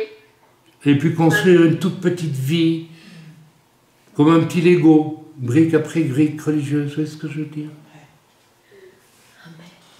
Ma petite tranquillité, ma petite cabane au Canada religieuse. Ou alors c'est au fond du jardin. Comment? Quelqu'un a dit quelque chose? Si quelqu'un a parlé, qu'il reparle, s'il vous plaît. Allez, qui a parlé?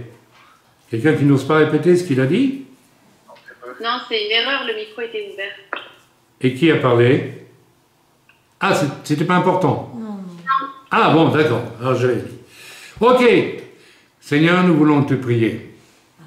En cette époque de médiocrité religieuse, et nous savons de quoi il s'agit maintenant, et en cette période de fausse manifestation de l'esprit, en cette période où ton peuple ne veut pas combattre les puissances, les dominations qui nous environnent, et préfère avoir des œillères pour ne pas les voir, nous te demandons pardon du fond de nos cœurs pour cet acharnement à vouloir construire notre petit empire religieux qui n'a rien à voir avec ce que Dieu voudrait animer dans nos vies et qui vient de ton esprit. Et nous te demandons aussi pardon, Seigneur, d'être lâche et de ne pas vouloir combattre, de faire monter vers toi des prières toutes faites, mais qui ne nomment jamais les choses. Parce que nous n'avons pas accepté que le Saint-Esprit nous donne, par exemple, le discernement des esprits, qui pourtant est un don spirituel nécessaire. Parce que nous ne le recevons pas ou nous ne le recherchons même pas. Parce qu'au fond de nous-mêmes, nous ne voulons pas lutter contre ces puissances. Nous voulons laisser d'autres lutter contre elles. Et c'est la majorité des chrétiens aujourd'hui, en Occident. Pas de lutte contre les puissances des ténèbres. Ça, c'est pour les Africains. Eux, ils le font. Et ils le font.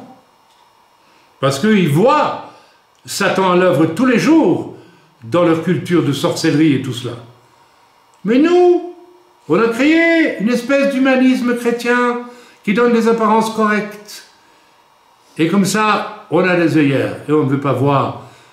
Moi, c'est tous les jours que je combats les puissances des ténèbres. Parce que Dieu, le Saint-Esprit, me les fait voir, me les fait percevoir, et donc je les combats. Parce que vous ne veuillez pas le voir ne change rien au fait qu'elles sont là.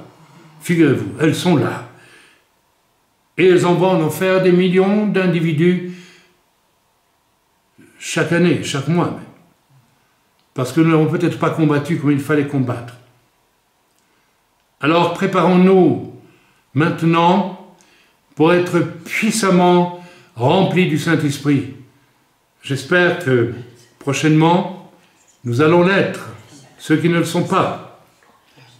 Mais préparez-vous, repentez-vous de votre mentalité de raisonnement inutile, de vos bricolages religieux, des choses auxquelles vous attachez de l'importance. Même en tant que juif messianique, attention, n'attachez pas l'importance à des choses qui n'ont qu'une importance secondaire. Le formatage religieux est secondaire. Ce qui est important, c'est Dieu en marche parmi nous, par l'Esprit Saint. C'est ça qui est important. Le reste est secondaire. Que vous faites Shabbat ou que vous vous réunissiez le dimanche, c'est secondaire. Oui, c'est secondaire. Bien sûr, nous nous réunissons au Shabbat, ce n'est pas secondaire pour nous, mais ça passe après. Pourquoi est-ce que lorsqu'on m'invite dans une église qui le dimanche, j'y vais? Vous pourriez dire, mais Chaim, tu es contradictoire. Eh bien, tout simplement parce que Dieu me dit, vas-y, j'ai quelque chose à dire de la part du Saint-Esprit à cette église. Donc j'y vais. L'apôtre Paul disait, je me fais tout à tous. Je ne vais pas commencer à inventer une nouvelle secte religieuse, rien que Shabbat et tout le reste. J'ai entendu que certains disent que ceux qui ne font pas Shabbat ne sont pas sauvés. Qui a pondu une telle sottise, une telle hérésie? Ce n'est pas le Shabbat qui me sauve, ce n'est pas le dimanche qui me sauve, ce n'est pas Pessah qui me sauve, Ce n'est pas les fêtes juives qui me sauvent. Ce n'est pas non plus les œufs au chocolat. C'est rien de tout ça, ni le sapin, ni rien. C'est Jésus, Yeshua, qui me sauve. Point, c'est tout. Après, le Saint-Esprit, je le reçois et je travaille en accord avec le Père et le Fils par le Saint-Esprit. Et je vais là où il me conduit. Ces jours derniers, j'ai commencé à le faire, à regarder un film que j'aime bien, Laurence d'Arabie. Vous savez pourquoi? Parce que, à une époque, j'ai porté des Bibles en arabe, à Petra, et j'étais tellement amoureux de ces peuples bédouins qui sont musulmans, que j'avais dit, Seigneur, je suis à 2 doigts du Wadi Rum, le désert le plus chaud au monde, le Wadi Rum. Et si tu me donnes un bédouin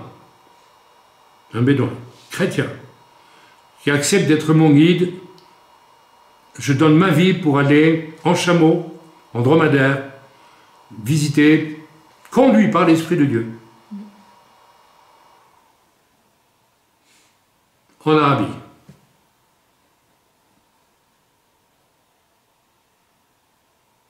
À vue humaine, c'est...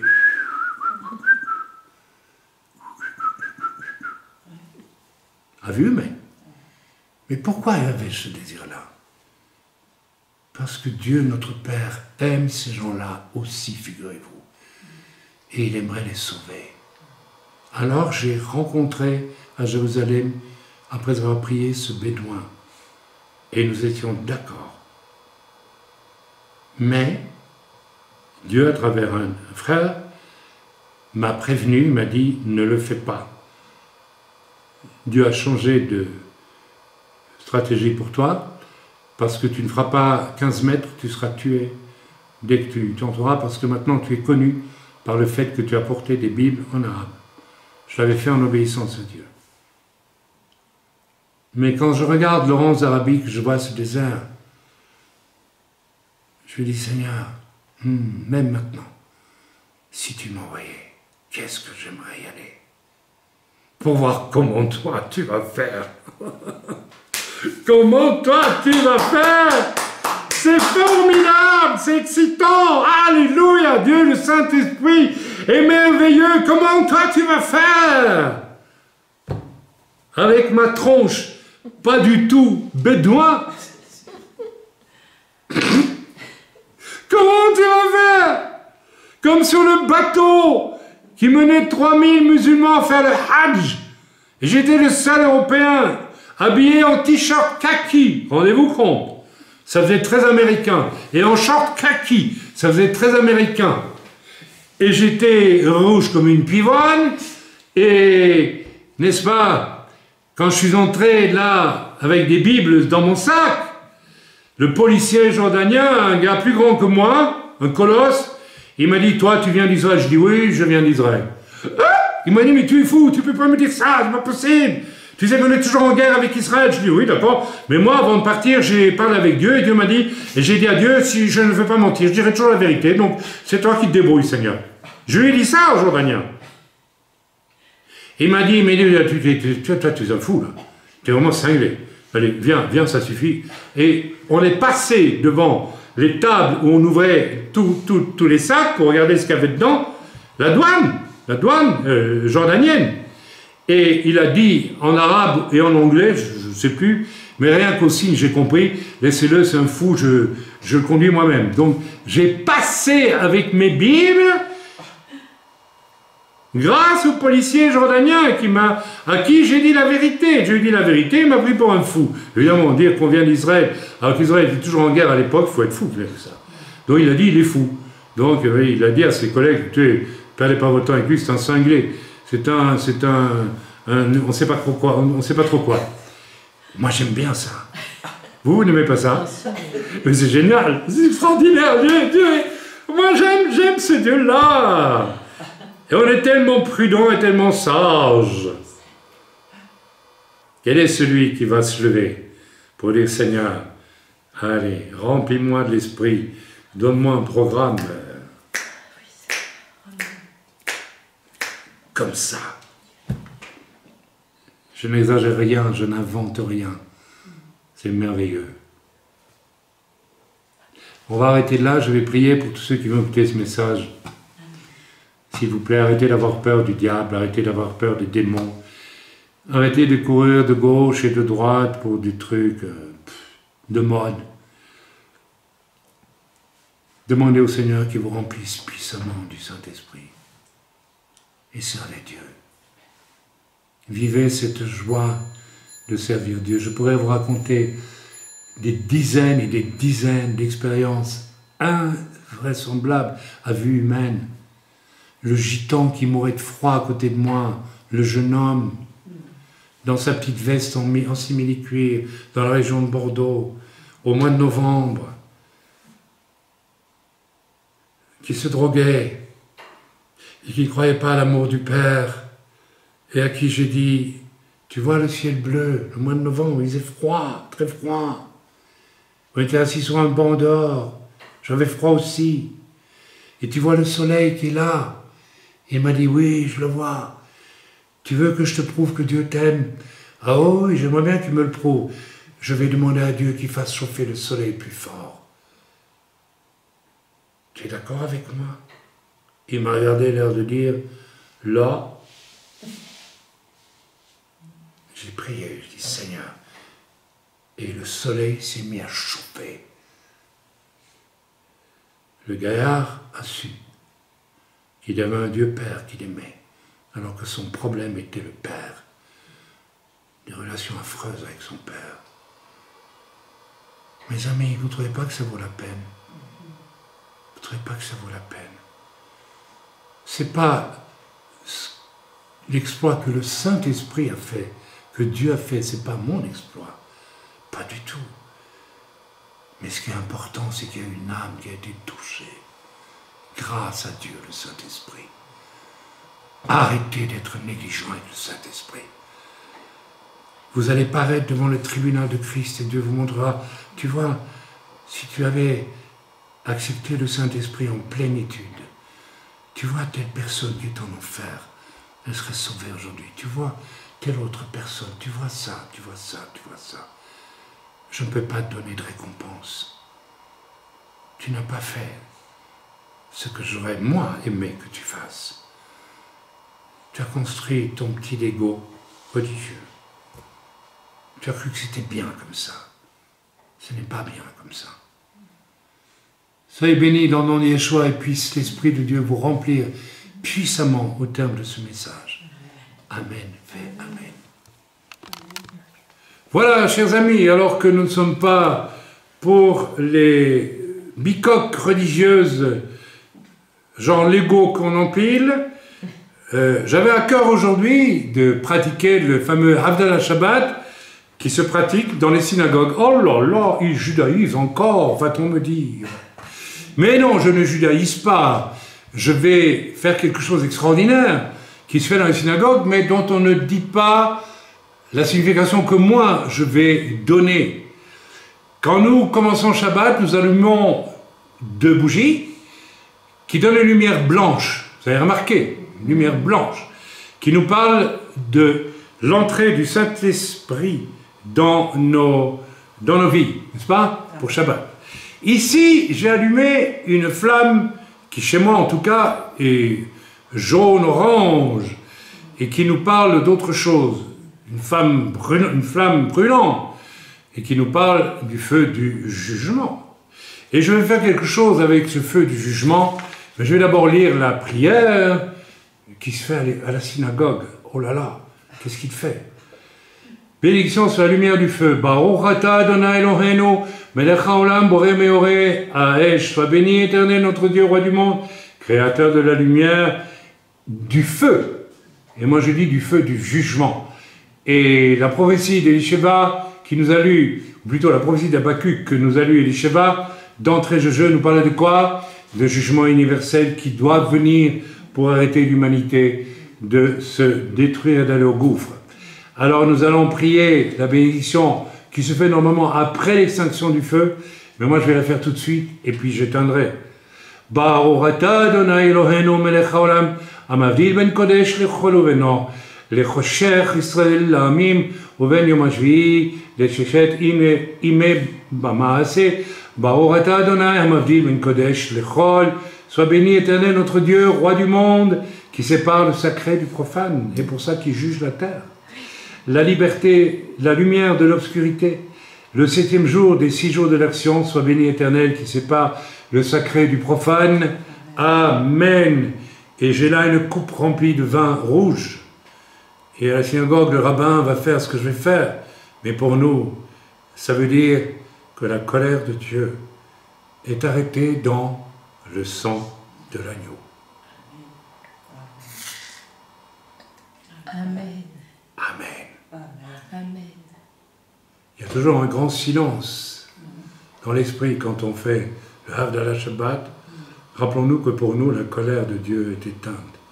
La colère de Dieu est éteinte dans le sang de l'agneau. Amen, amen.